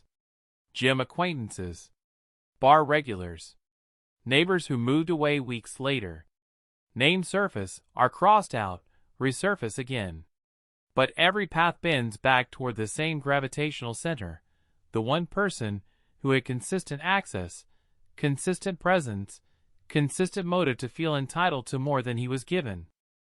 Mark Feldman. What emerges now isn't a new crime scene, but a psychological one. Detectives consult behavioral analysts, not for profiling in the traditional sense, but for pattern interpretation. They describe a man who inserts himself as a helper, a fixer, someone indispensable, someone whose value grows quietly until it becomes leverage. They talk about resentment disguised as loyalty, about patience mistaken for kindness, about the danger of men who never raise their voices because they never need to. It's all theory. It's all circumstantial. But it fits the contours of every story attached to Mark's name. Then a former colleague of Mark's reaches out anonymously, an email sent at 2 a.m, careful, brief, afraid. He worked with Mark in the late 1980s, shared projects, shared long hours, shared conversations that meant nothing at the time and everything now. He remembers Mark complaining about Eleanor once, not angrily, not explicitly, just a remark about how she'd changed, how she'd become distant, how people sometimes forget who's always been there for them. The colleague dismissed it as venting. Years later, it reads like entitlement stripped bare. The email doesn't accuse. It doesn't allege a crime. It simply confirms a state of mind. Detectives track the colleague down, take a formal statement, add it to the file, another brick in a wall that still has no door. Public interest spikes briefly again, driven by podcasts, long-form articles, re-examinations that promise answers and deliver only deeper ambiguity. The case becomes content, consumed in episodes, debated in comments, turned into speculation by people who never met Eleanor, never walked her street, never felt the hollow echo of her apartment after she vanished. Mark watches it all from a distance. He gives no interviews. He posts nothing. He lets others speak for him. Silence becomes his shield, or his prison, depending on who you ask. To some, his refusal to engage is proof of guilt. To others, it's the only rational response to a system that has failed to prove anything for nearly 40 years. Inside the investigation, frustration hardens into resolve. Detectives begin exploring a final avenue, one they avoided because of how invasive it feels. The possibility that Eleanor left under coercion rather than force, that whatever happened next occurred somewhere no one thought to search because it wasn't chaotic enough to register as a crime at the time. They look at hotels, short-term rentals, places where a person could disappear without drawing attention, especially in a pre-digital era when records were loose and oversight minimal. One hotel ledger from 1987 surfaces, barely legible, scanned for microfilm. A guest checked in under a common name, paid cash, stayed one night. The date aligns with Eleanor's disappearance. The handwriting is unclear. The room number is known. Nothing ties it definitively to Mark. Nothing ties it definitively to Eleanor. And yet, it becomes another ghost in the machine, another maybe, another could have been. The emotional toll accumulates quietly. Detectives assigned to the case describe dreams they can't shake, images of Eleanor standing in doorways, of hallways that stretch too long, of conversations that end just before something important is said. They know they're chasing a past that doesn't want to be caught, a truth that may not exist in a form the law can recognize anymore. And then, without warning, the case takes a turn not toward clarity, but toward confrontation. Mark Feldman files a formal complaint, alleging harassment, claiming the renewed focus has damaged his health, his family, his reputation beyond repair. He demands the investigation cease unless new evidence emerges. The department responds cautiously, publicly reaffirming their commitment to due process, privately bracing for the possibility that the case may soon be closed not by resolution, but by exhaustion. The irony is brutal. Just as the pressure mounts on Mark, the system that pursued him begins to buckle under its own limits. How do you prosecute a crime without a body? How do you prove intent across 4 decades? How do you separate memory from narrative, suspicion from certainty? As 2024 approaches, the Eleanor Weiss case stands at a precipice. Either something decisive will emerge, or it will settle permanently into legend, a story told as warning rather than justice. Detectives feel it. Mark feels it. The city feels it, even if it doesn't know her name anymore. And somewhere inside that tension, a final question lingers, heavier now than ever before. If Eleanor Weiss is never found, if no charges are ever filed, if the truth remains legally invisible, does that mean the crime never happened? Or does it simply mean it happened too quietly for anyone to stop it? The case waits, balanced between those two possibilities, suspended in the same unresolved space where Eleanor herself has existed for nearly 40 years, neither alive nor dead in the public record, only missing, only silent, only haunting. Haunting in a way that no official closure ever could, because by the time the calendar turns again, the case is no longer chasing answers, it's chasing time itself, and time is winning, quietly, relentlessly, erasing edges, softening certainty, daring the investigators to prove that something can still be known after so much has been allowed to slip away. In early 2024, a decision is made behind closed doors, not announced, not celebrated, but consequential all the same. The department authorizes a final, comprehensive push, a last attempt to pull every remaining thread at once before the case is relegated permanently to archival status. It's not called that officially, of course. Officially, it's a resource review. Unofficially, it's a countdown. They start with Eleanor's voice. Old cassette tapes, interviews recorded with friends and co-workers in the days after she vanished, are digitized and cleaned. Most of it is grief, confusion, shock. But one conversation, previously dismissed as emotional noise, takes on new weight. A co-worker describes Eleanor in the weeks before her disappearance as tired in a way sleep didn't fix, distracted, watchful. She mentions Eleanor checking the lock twice before leaving work one night, something she'd never done before. At the time, it sounded like anxiety. Now, it sounds like awareness. Then there's Eleanor's calendar. Paper, leather-bound, found in her apartment, studied dozens of times before. This time, someone notices the pressure marks beneath a crossed-out entry the night she disappeared.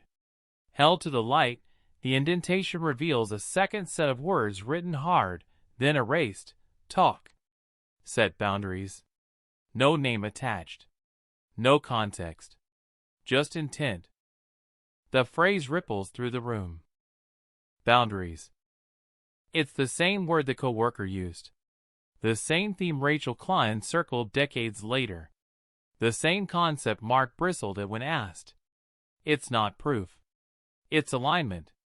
And alignment is dangerous when you've already suspected a shape and now the fragments begin to fit.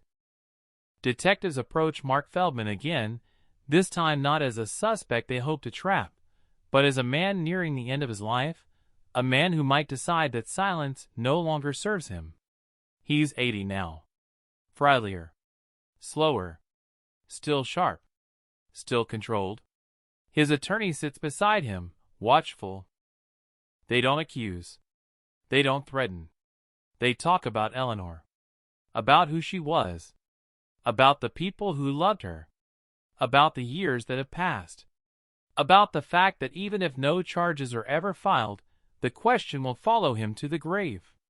They ask him, gently, if there's anything he wants to say, anything he wants to clarify, anything he wants off his chest. For a moment, it looks like something might happen. Mark stares at the table, his hands folded, his breathing measured. When he finally speaks, his voice is quiet, almost weary. He says he's sorry Eleanor is gone. He says he wishes he could change that. He says he didn't hurt her. He says the rest is just people needing a villain because they can't accept randomness. It's the closest thing to emotion he's ever shown. The interview ends without a breakthrough. Again. Outside, some detectives are furious. Others are resigned. A few admit what they've been thinking for years. Even if Mark did it, even if they know it in their bones, the case may never cross the threshold required by the law. Suspicion can fill a room, but it can't fill a courtroom. Then something unexpected happens, not dramatic, not cinematic, but quietly destabilizing. A retired NYPD officer, one of the first responders on Eleanor's case, dies. While clearing out his belongings, his daughter finds a notebook, personal, never submitted to evidence, filled with observations he never officially recorded. Most of it is mundane. Dates, names, addresses. But one page stops the current detectives cold. It describes a follow-up visit to Eleanor's apartment weeks after her disappearance, unofficial, off the books. The officer writes that he returned to check something that bothered him, something he didn't know how to phrase at the time.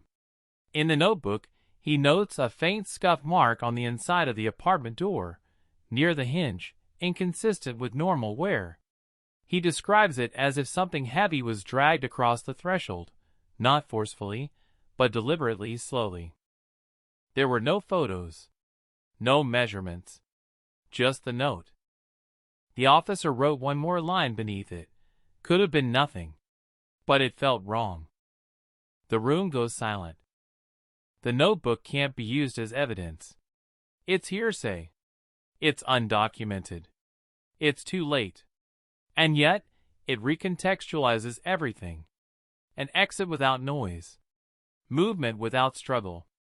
A body leaving an apartment that never looked like a crime scene because the crime wasn't chaos, it was control.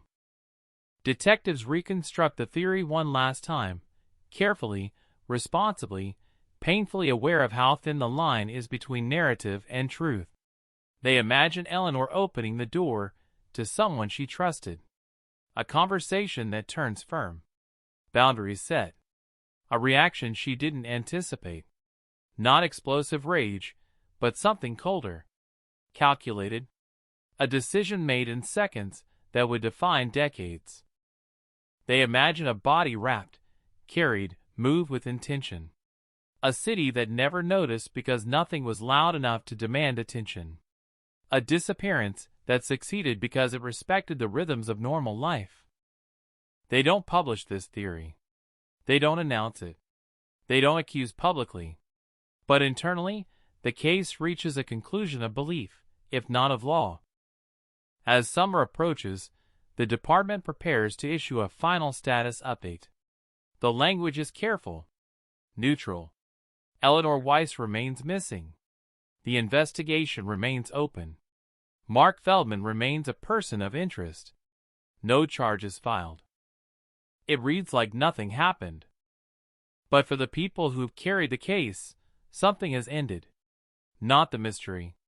Not the grief. But the illusion that time would eventually hand them a miracle. They understand now that some answers don't arrive as revelations, but as quiet, unbearable clarity. Eleanor Weiss is gone. How she left remains officially unknown. Who took her remains unproven. But the shape of the truth, the outline that emerges when all the fragments are laid side by side, refuses to dissolve. And that outline points in one direction. As the file is returned to its shelf, heavier than ever, the city outside moves on, indifferent, unstoppable. New people walk Eleanor's street. New voices echo in her old hallway. The door she walked through opens and closes every day without consequence. But for those who know the story, for those who've traced it to its limits, the case no longer feels unfinished. It feels concluded in the only way it ever could be, without justice, without confession, without proof strong enough to satisfy the law, but with an understanding that some crimes succeed not because they're clever, but because they're quiet. And that is the most unsettling ending of all. Unsettling in a way that doesn't fade with time, because once the illusion breaks, it never reforms, and by the time the case drifts into what should be its final years, the investigation has transformed into something else entirely, a kind of vigil, maintained not because anyone believes justice is imminent, but because letting go would feel like erasing Eleanor Weiss a second time. The department doesn't announce it, but resources thin. Detectives rotate off. The cold case unit shrinks.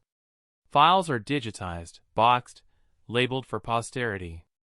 Officially, the case remains open. Practically, it lives in the margins, revisited only when something new forces its way into relevance. And for a while, nothing does. Until Mark Feldman gets sick. It's not dramatic. No sudden collapse. Just the slow, unmistakable deterioration that comes with age and illness. Word reaches the department through informal channels, a former colleague, a hospital intake nurse, who recognizes the name.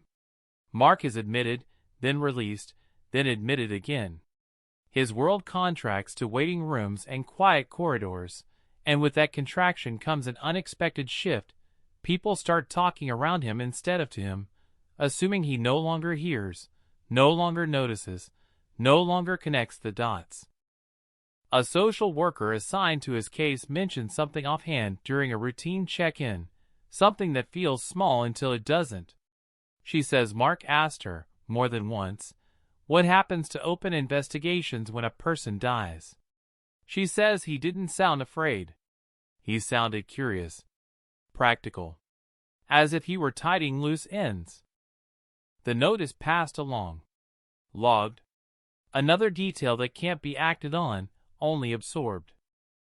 At the same time, a journalist revisiting unsolved New York disappearances publishes a long-form piece on Eleanor Weiss, carefully sourced, restrained, devastating in its accumulation.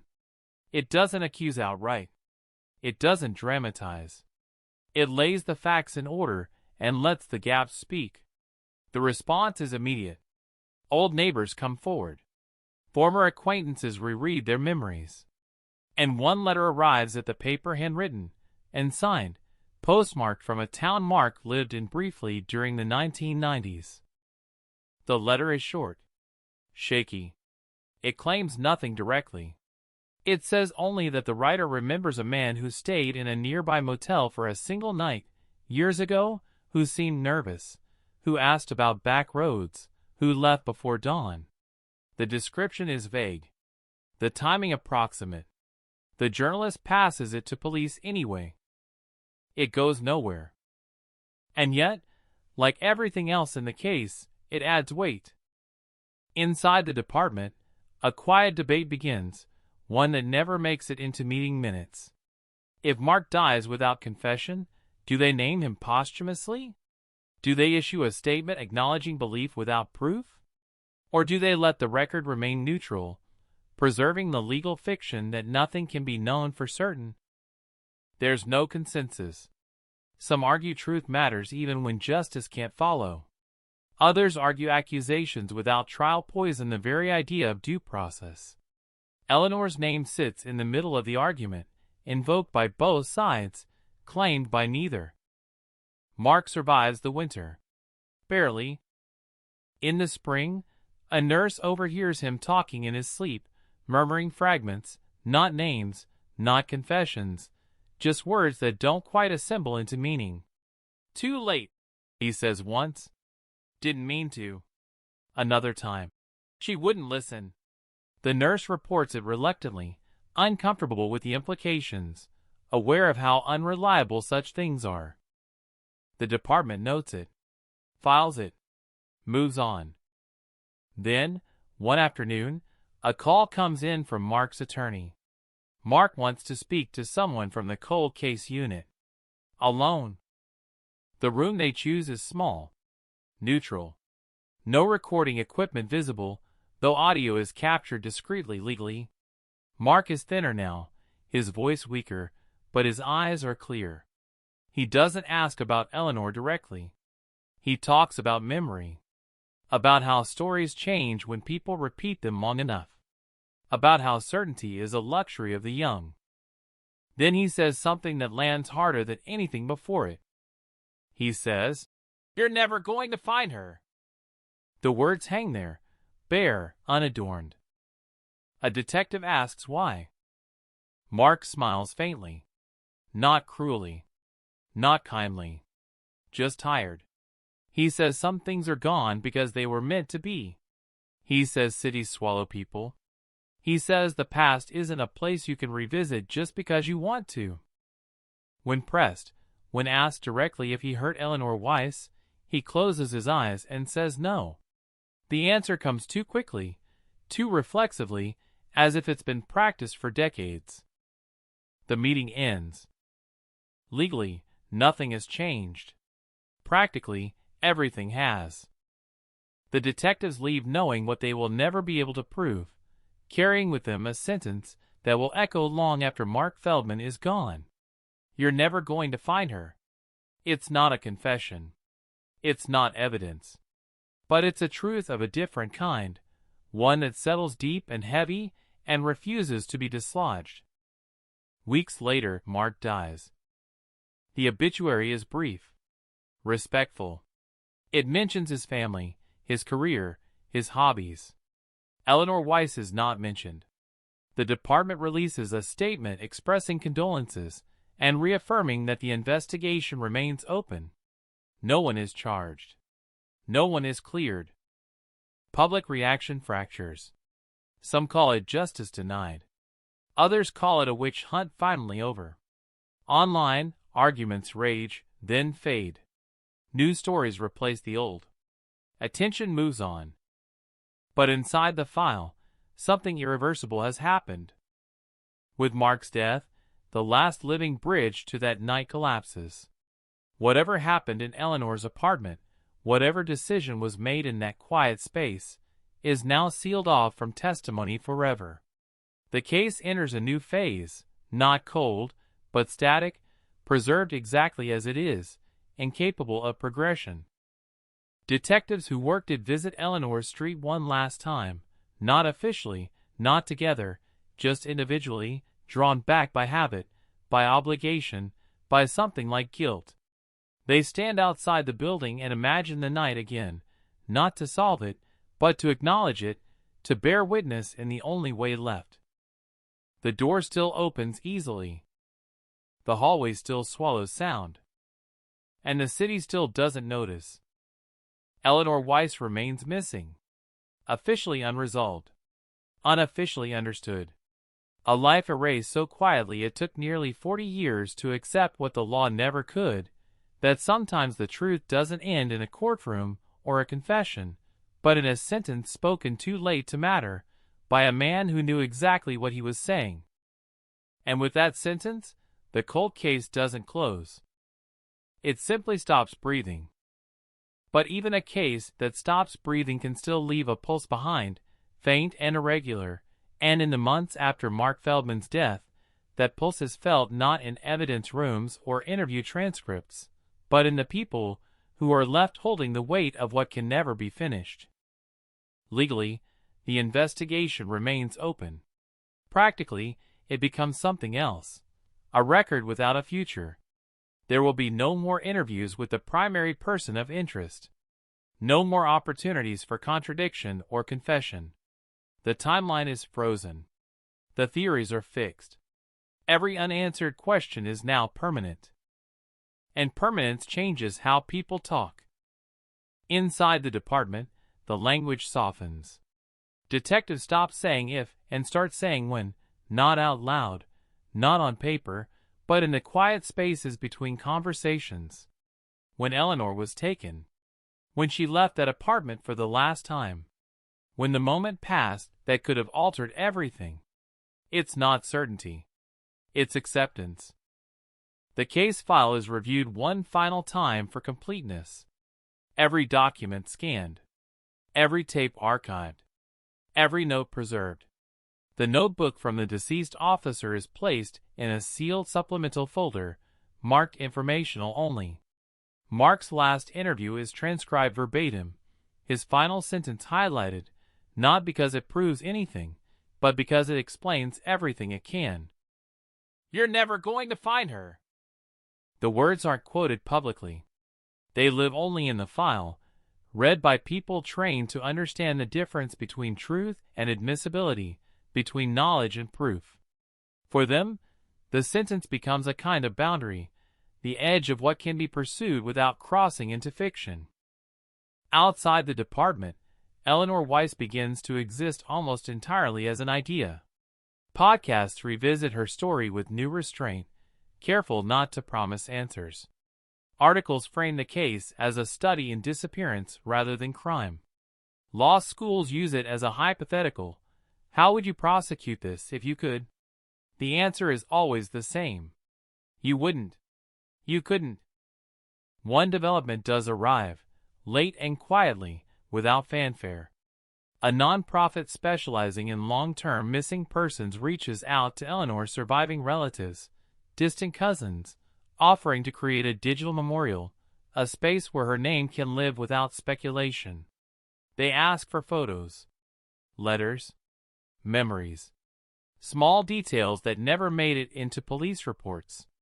The relatives agree. In those submissions, a different Eleanor emerges.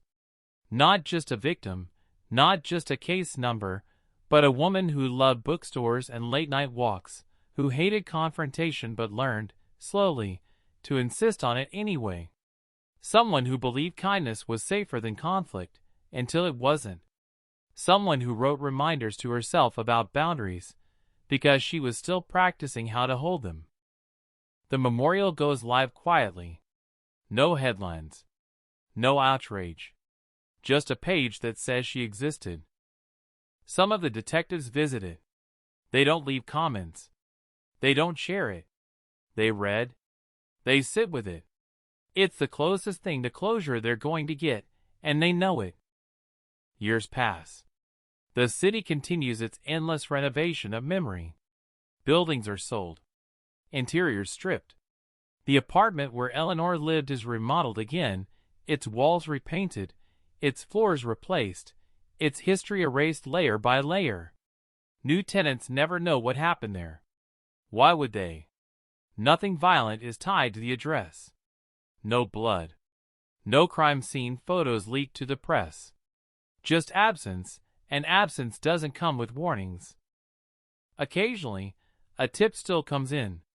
Someone thinks they saw her years ago. Someone claims to know something now that it's safe. Every lead is logged. None go anywhere.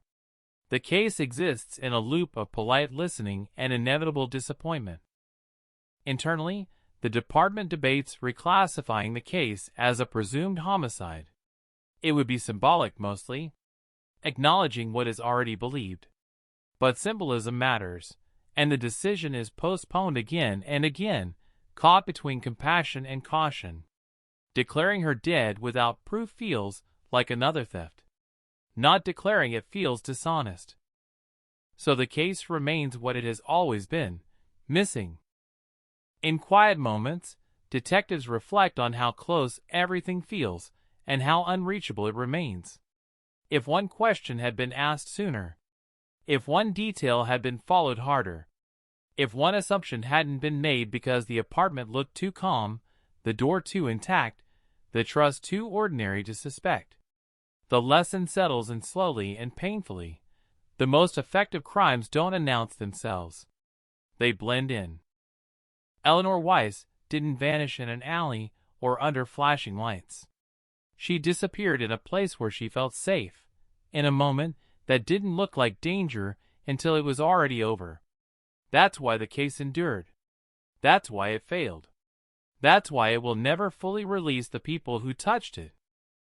Long after Mark Feldman is buried, long after the investigators who chased him are gone, the case will still exist in databases and archives, waiting for a miracle that everyone knows isn't coming. But miracles aren't the only way stories end. Some end with understanding instead of answers. Some end with a sentence that explains more than any confession ever could. And some, like Eleanor Weiss's, end with a city that keeps moving, a door that keeps opening, and a silence that speaks just loudly enough for those who know how to listen. The cold case remains unresolved. But it is no longer unknowable. And that distinction, fragile and unsettling, is all that's left. Left to echo in places no official record can reach, because when a case slips beyond resolution it doesn't disappear, it diffuses, spreading into memory, rumor, instinct, and by the time Eleanor Weiss's disappearance reaches its fourth generation of listeners, it has become something people feel more than something they understand. The cold case unit changes again. New leadership. New priorities. Fewer files that predate digital evidence. Eleanor's case is now one of the oldest still marked active, a relic from an era when trust was analog and oversight was thin. Younger detectives read it with a kind of disbelief, not at what happened, but at how little friction there was, how easily a life could be removed without resistance or trace. They ask the same questions every generation asks. Why didn't she scream? Why didn't anyone hear anything? Why didn't the apartment look disturbed? And the older detectives answer the same way every time, with patience edged by weariness. Because not every crime is loud. Because not every danger feels like danger until it's too late, because sometimes the safest looking moments are the ones that end you. Outside law enforcement, Eleanor's name drifts in and out of public consciousness.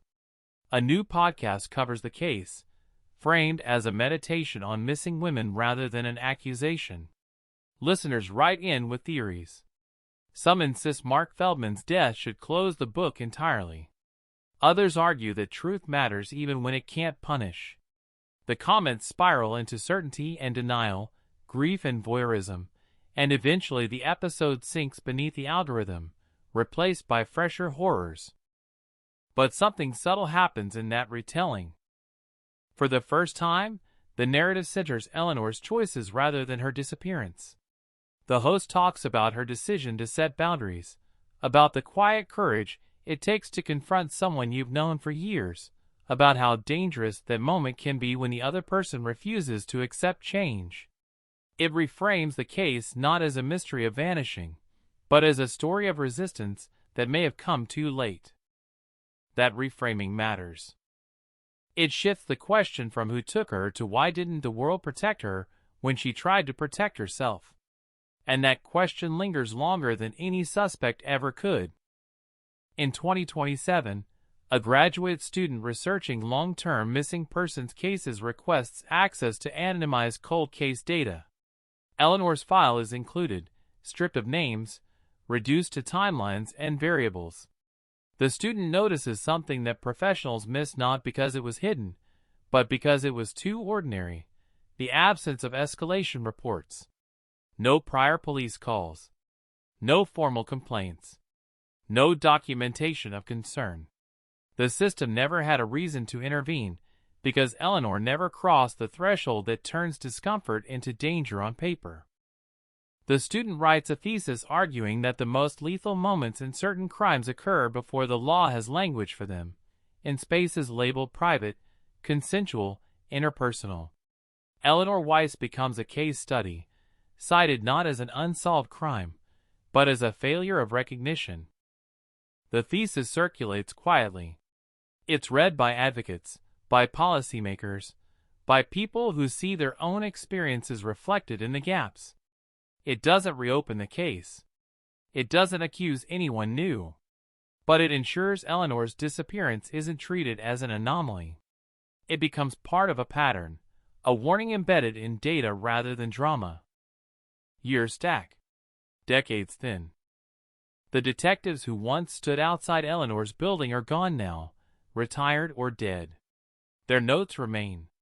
Their instincts are preserved in margins and underlines. The file outlives them all, impersonal, durable, waiting for a future it will never reach. Occasionally, a new technology is suggested as a possible savior. Advanced ground-penetrating radar, AI-driven pattern recognition, geographic profiling across decades.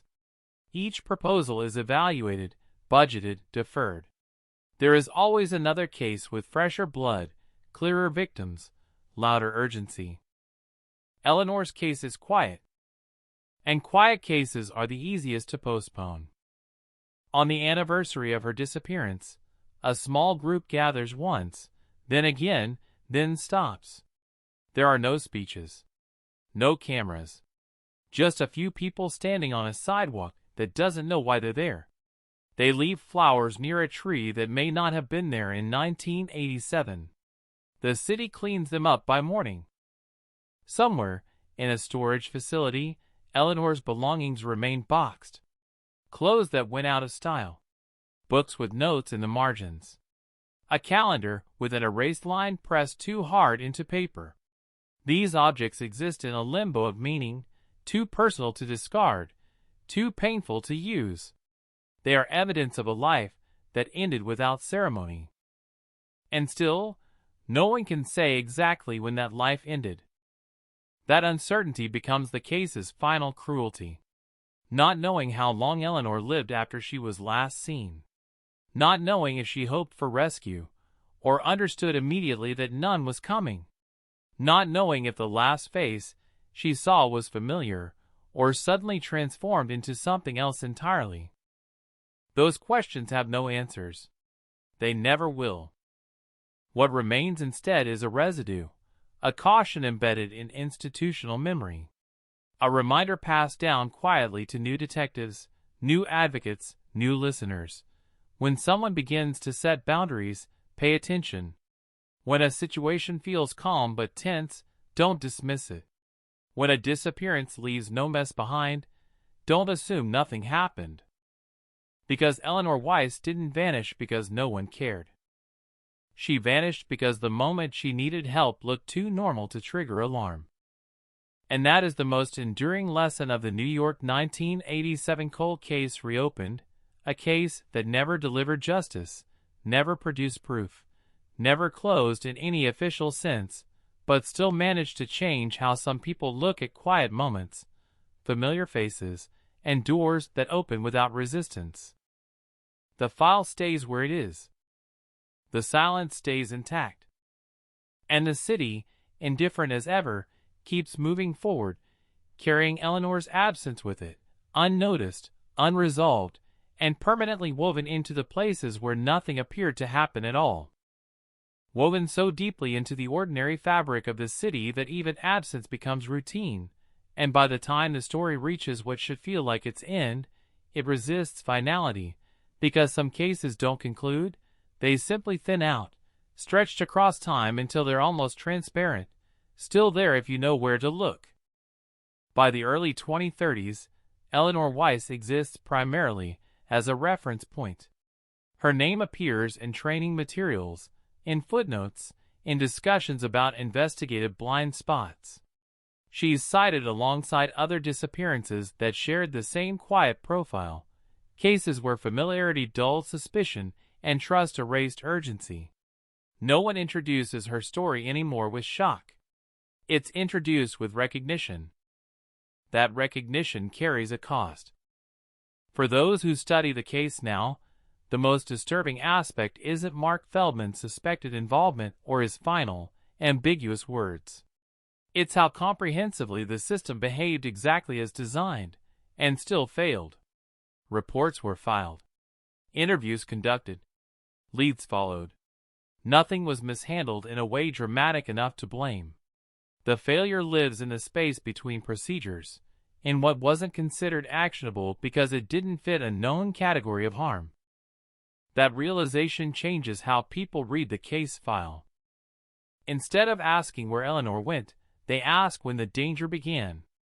Not the night she disappeared, but weeks earlier, in conversations that never made it into reports, in discomfort she tried to manage privately, in boundaries she rehearsed writing down because she wasn't yet used to defending them out loud. The crime, if that's the word, may have started long before the door opened. This reframing doesn't solve anything. It sharpens the ache. In academic circles, the case is discussed as an example of pre-incident invisibility, a phenomenon where risk escalates without triggering institutional response. Eleanor's calendar entry becomes a symbol. Talk. Set boundaries. 3 words pressed into paper hard enough to leave a mark, then erased, as if even acknowledging the need felt dangerous. The original detectives, the ones still alive, are occasionally contacted for comment. Most decline. A few speak carefully, choosing their words with the same restraint they once used in interviews. They say what they've always said. The case haunts them not because it's unsolved, but because it feels solved in every way that matters except the one the law requires. They also admit something else now, something they didn't have language for in the 1980s. If Eleanor had disappeared after reporting fear, after filing a complaint, after documenting a threat, the response would have been different. But she didn't. And blaming her for that feels obscene. The system asked for a kind of proof that can only exist after harm occurs.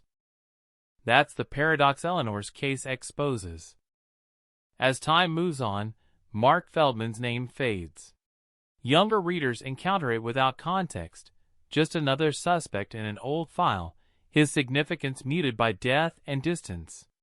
Eleanor's name endures longer, not because the case was solved, but because it never was, and unresolved stories have a longer half-life. The apartment building changes ownership again. The hallway is reconfigured. The doorframe where the scuff mark once lingered is replaced entirely. Whatever physical trace remained is erased by renovation, not malice. History yields easily to improvement.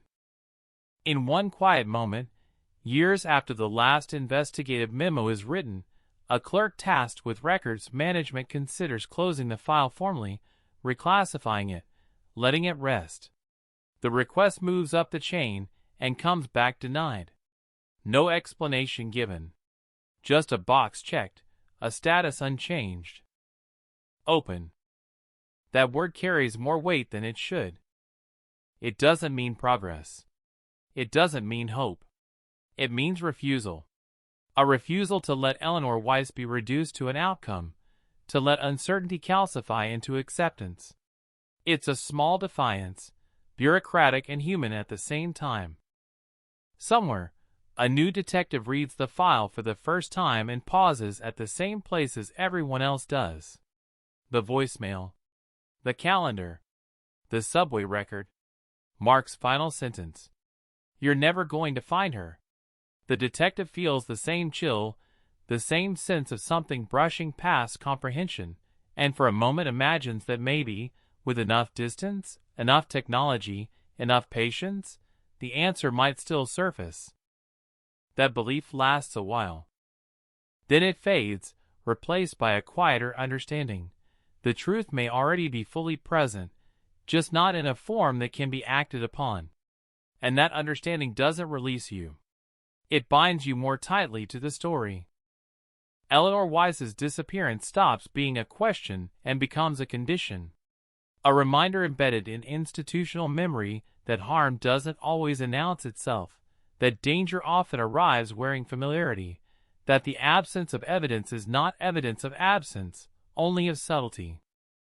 As the decade closes, the case remains exactly as it was labeled decades earlier. Cold, active, unresolved.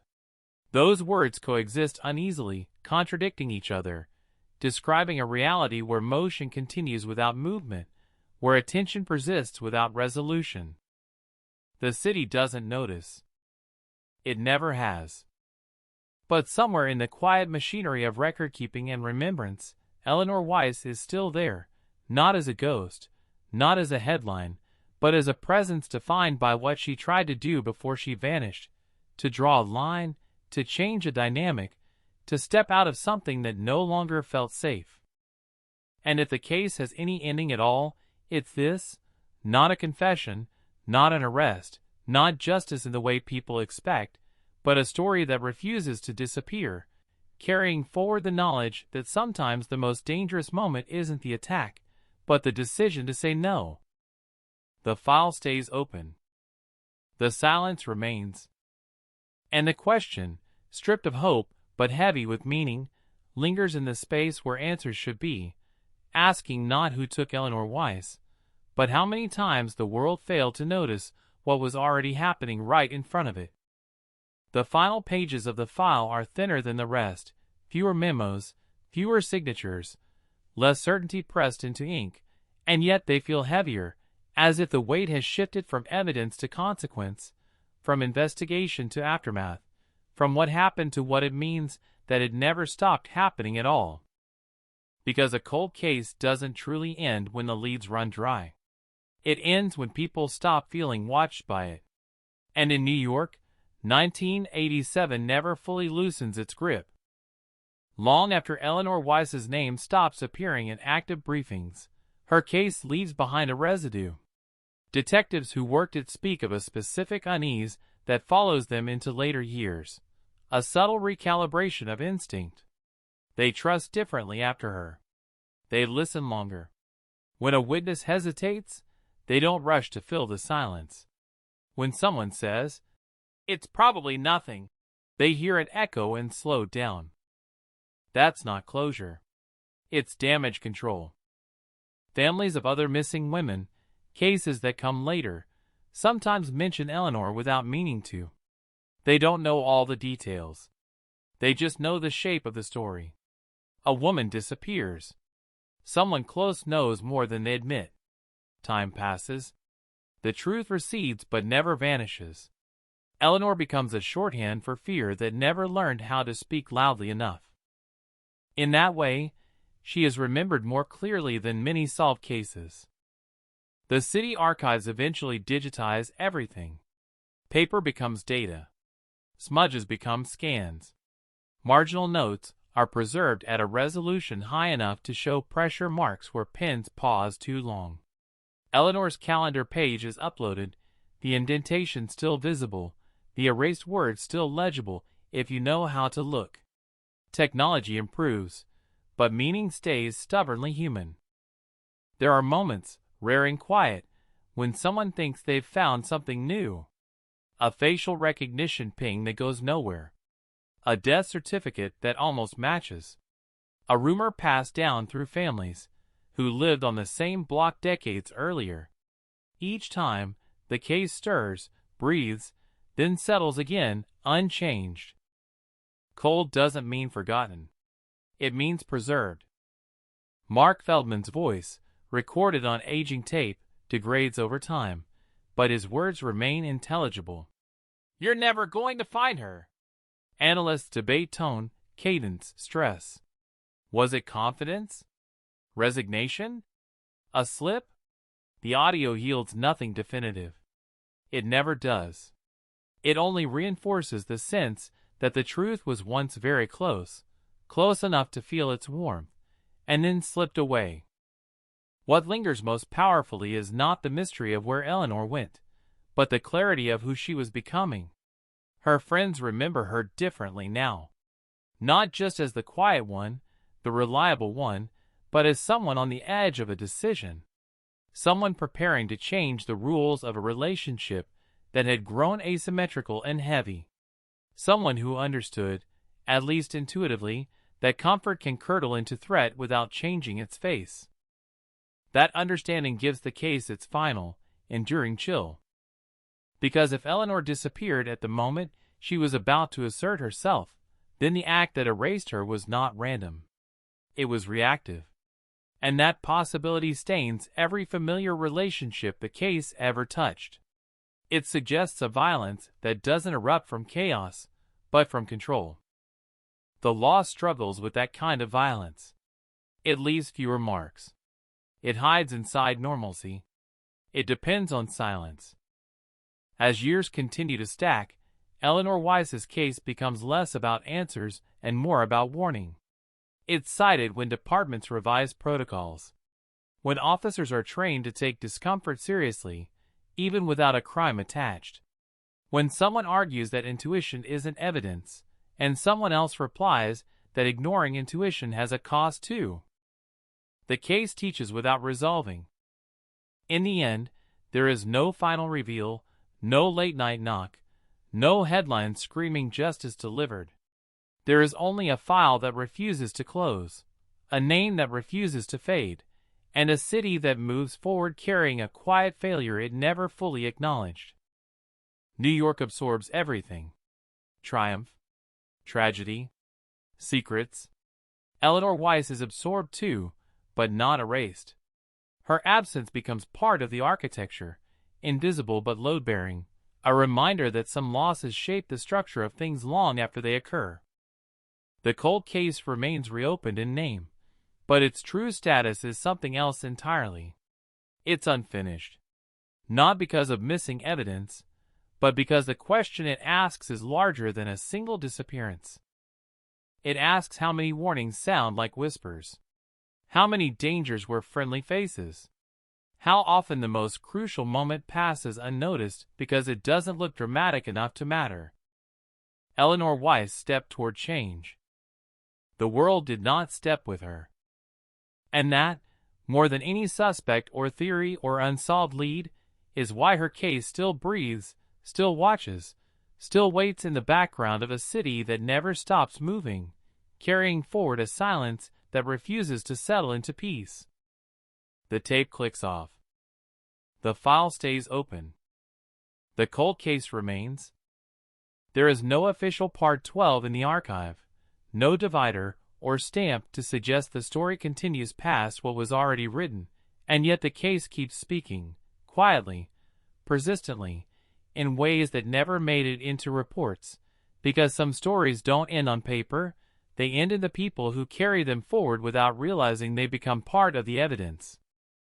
Years later, someone walks the same block Eleanor once walked without knowing her name, without knowing the weight beneath their feet, and that's how the city survives these things, by layering new lives over old absences until the ground feels solid again, even when it isn't. The noise returns. Cafes open. Windows glow. The night looks safe. And yet, somewhere in that ordinary motion, the shape of the unresolved remains thin but intact, like a hairline crack running through glass that hasn't shattered yet. In true crime forums, Eleanor's case drifts in and out of focus. Theories bloom, wither, return under new usernames. Some are reckless. Some are careful. None are provable. The family friend remains the gravitational center of suspicion, not because the evidence grows stronger, but because nothing else replaces it. Absence hardens into likelihood. Likelihood into belief. Belief into something that feels almost like truth, until you remember the law doesn't run on almost. What keeps pulling people back isn't hope of resolution. It's recognition. The details feel familiar in a way that unsettles. The trusted presence. The unspoken discomfort. The moment just before change. Listeners don't hear Eleanor's story as history. They hear it as a warning that hasn't finished being relevant. Somewhere, a woman pauses before making a call she's been rehearsing in her head. Somewhere else, someone rereads a message that suddenly feels wrong. Eleanor's case doesn't save them. It can't. But it sharpens something. It names a danger that often goes unnamed. And that matters more than it should. The detectives who once chased answers eventually retire, then age, then vanish from the conversation entirely. New voices take over, armed with better tools and the same limitations. Technology accelerates. Understanding lags. The gap remains. The cold case designation stays, not because anyone expects movement, but because closing it would feel like lying. It would suggest certainty where there is none, peace where there is only accommodation. Leaving it open is an admission that some truths don't surface cleanly, that justice isn't always a moment, sometimes it's a posture. Eleanor Weiss is no longer just a person who disappeared in 1987. She becomes a quiet standard against which future investigations are measured. Did we listen this time? Did we act early enough? Did we mistake normal for safe again? Those questions don't get answers either. They just keep being asked. And maybe that's the final, uncomfortable truth buried inside this case, that its purpose was never resolution. It was persistence. A reminder that silence has momentum, that familiarity can anesthetize alarm, that danger doesn't always arrive loudly enough to be believed. The city keeps moving. It always will. But somewhere beneath the motion, beneath the noise and the lights and the comforting illusion of closure, the story remains unfinished, not demanding attention, not asking for belief, simply existing as proof that some disappearances don't end when someone goes missing. They end when the world finally learns how to see what it kept overlooking. Until then, the file stays open. The voice fades. And the cold case, still breathing in the dark, waits. By the time the story reaches what feels like its farthest edge, it stops behaving like a case at all and starts behaving like a shadow, lengthening rather than fading, stretching across contexts it was never meant to touch. Because unresolved violence doesn't stay contained, it migrates, it teaches without consent, it alters behavior long after the names are forgotten. There is a moment, late at night, in some precinct far removed from Manhattan, when a young officer scrolls through archive material for reasons they can't quite articulate. They aren't assigned the case. They don't expect to find anything useful. They're just restless, uneasy, pulled towards something that feels unfinished. Eleanor Weiss appears on the screen. A black and white photo. A neutral expression. Nothing remarkable at first glance. And yet the officer pauses longer than intended. That pause is the inheritance. Because once you've absorbed enough of these stories, you start to recognize the pattern that doesn't show up in charts or timelines. The danger that arrives through access. The harm that doesn't need force because it already has permission. Eleanor's case becomes one of those mental bookmarks, a quiet reference point that changes how you read other files, how you hear certain phrases, how you respond when someone minimizes fear with a shrug. It's not evidence. It's instinct sharpened by loss. In the neighborhoods that once searched for her, there are no memorials, no plaques, no candles that burn year after year. Public memory prefers clean endings. What remains instead are subtle distortions. A parent who walks their child one extra block. A door that stays locked during the day. A trust that's offered more carefully, if at all. No one traces these habits back to Eleanor Weiss. They don't have to. Fear doesn't require attribution to function. The case occasionally resurfaces in media cycles, hungry for revival. Cold case revisited. New theory emerges. The headlines promise movement, but the content circles the same gravity well. The family friend. The missed signs. The night that never resolved. Viewers feel the familiar chill, then move on. The story resists consumption. It leaves an aftertaste that doesn't fade easily.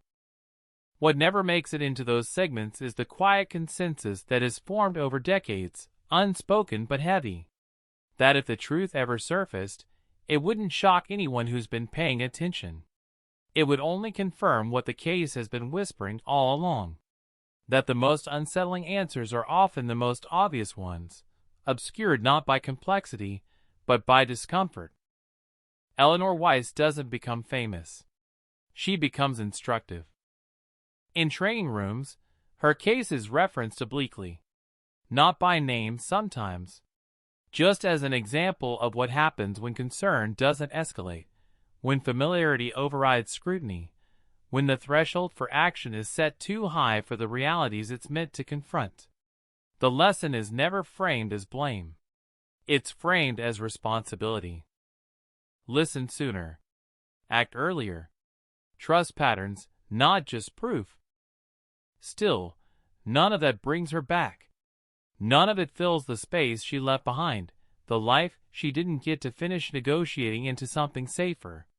The case remains a negative space in the record, defined by what's missing rather than what's known, and that absence continues to exert pressure, shaping decisions, influencing caution, haunting intuition.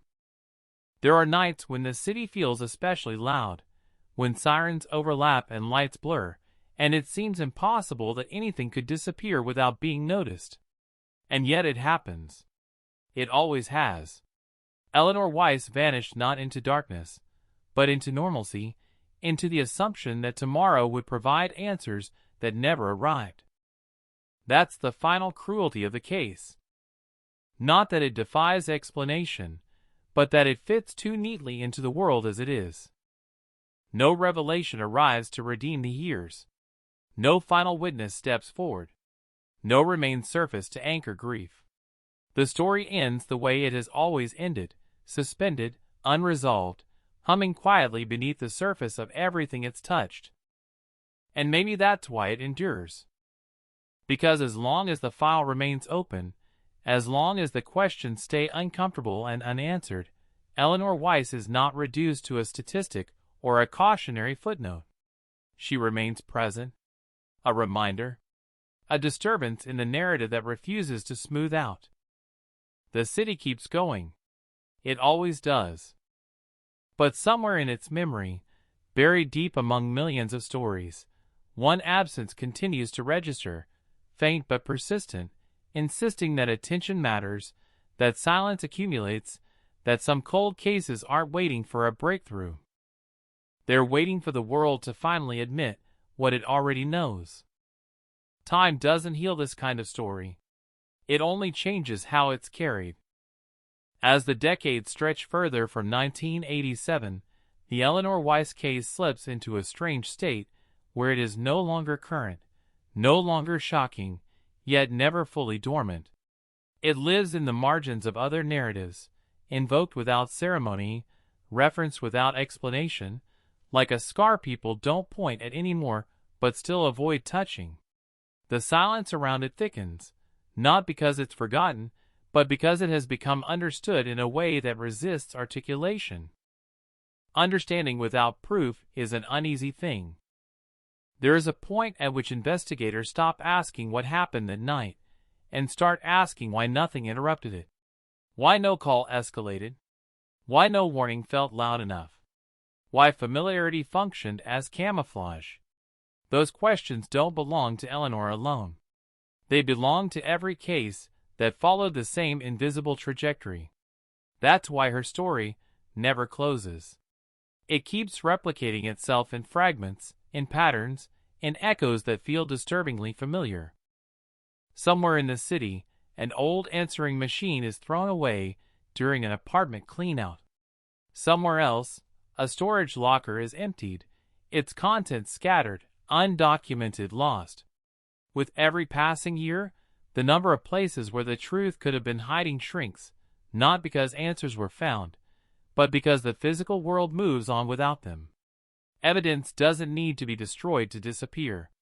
It only needs to be neglected long enough. And still, the case breathes. In moments of quiet, when the noise of speculation fades, what remains is a simple, unresolvable tension. Eleanor Weiss did not vanish in a vacuum. She vanished at a moment of friction, at the edge of resistance, when something was about to change. That detail refuses to lose its power. It suggests motive without confession, intent without witness, violence without spectacle. It suggests that disappearance can be an act of enforcement. Control reasserting itself. That idea unsettles people more than any imagined stranger ever could. Because strangers are easier to fear. They fit the narrative. Familiar faces don't. They complicate everything. They ask us to reconsider how danger actually moves through the world, how often it borrows trust to get close, how quietly it punishes defiance. The law prefers clarity. Eleanor's case offers none.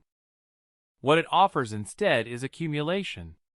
Years of unease layered over years of silence, until the weight becomes structural. Policies shift. Language changes. Training adapts. None of it traces a straight line back to her, but the influence is there, diffuse and undeniable, like pressure shaping stone over time. Sometimes, late in the story, someone asks the wrong question aloud. Why are we still talking about this? The answer is never given directly. It shows up instead in hesitation, in caution, in the refusal to dismiss a concern too quickly. It shows up when someone insists on checking one more angle, making one more call, documenting one more discomfort that might otherwise be brushed aside. That insistence is Eleanor's afterlife. There is no redemption arc here. No hidden justice waiting off stage. The case does not pivot toward hope. It settles into something colder and truer, acknowledgement. A recognition that some harms don't announce themselves until they're complete, that some losses are only visible in hindsight, when it's already too late to intervene. The city continues, indifferent and magnificent, absorbing the lesson without ever naming the teacher. Eleanor Weiss remains unresolved not because the truth is unknowable, but because knowing and proving are not the same thing. Because certainty demands a kind of evidence that subtle violence rarely leaves behind. Because the world is better at responding to impact than to warning. And so the story does what it has always done. It stays open. It lingers. It waits. Not for an answer. For attention.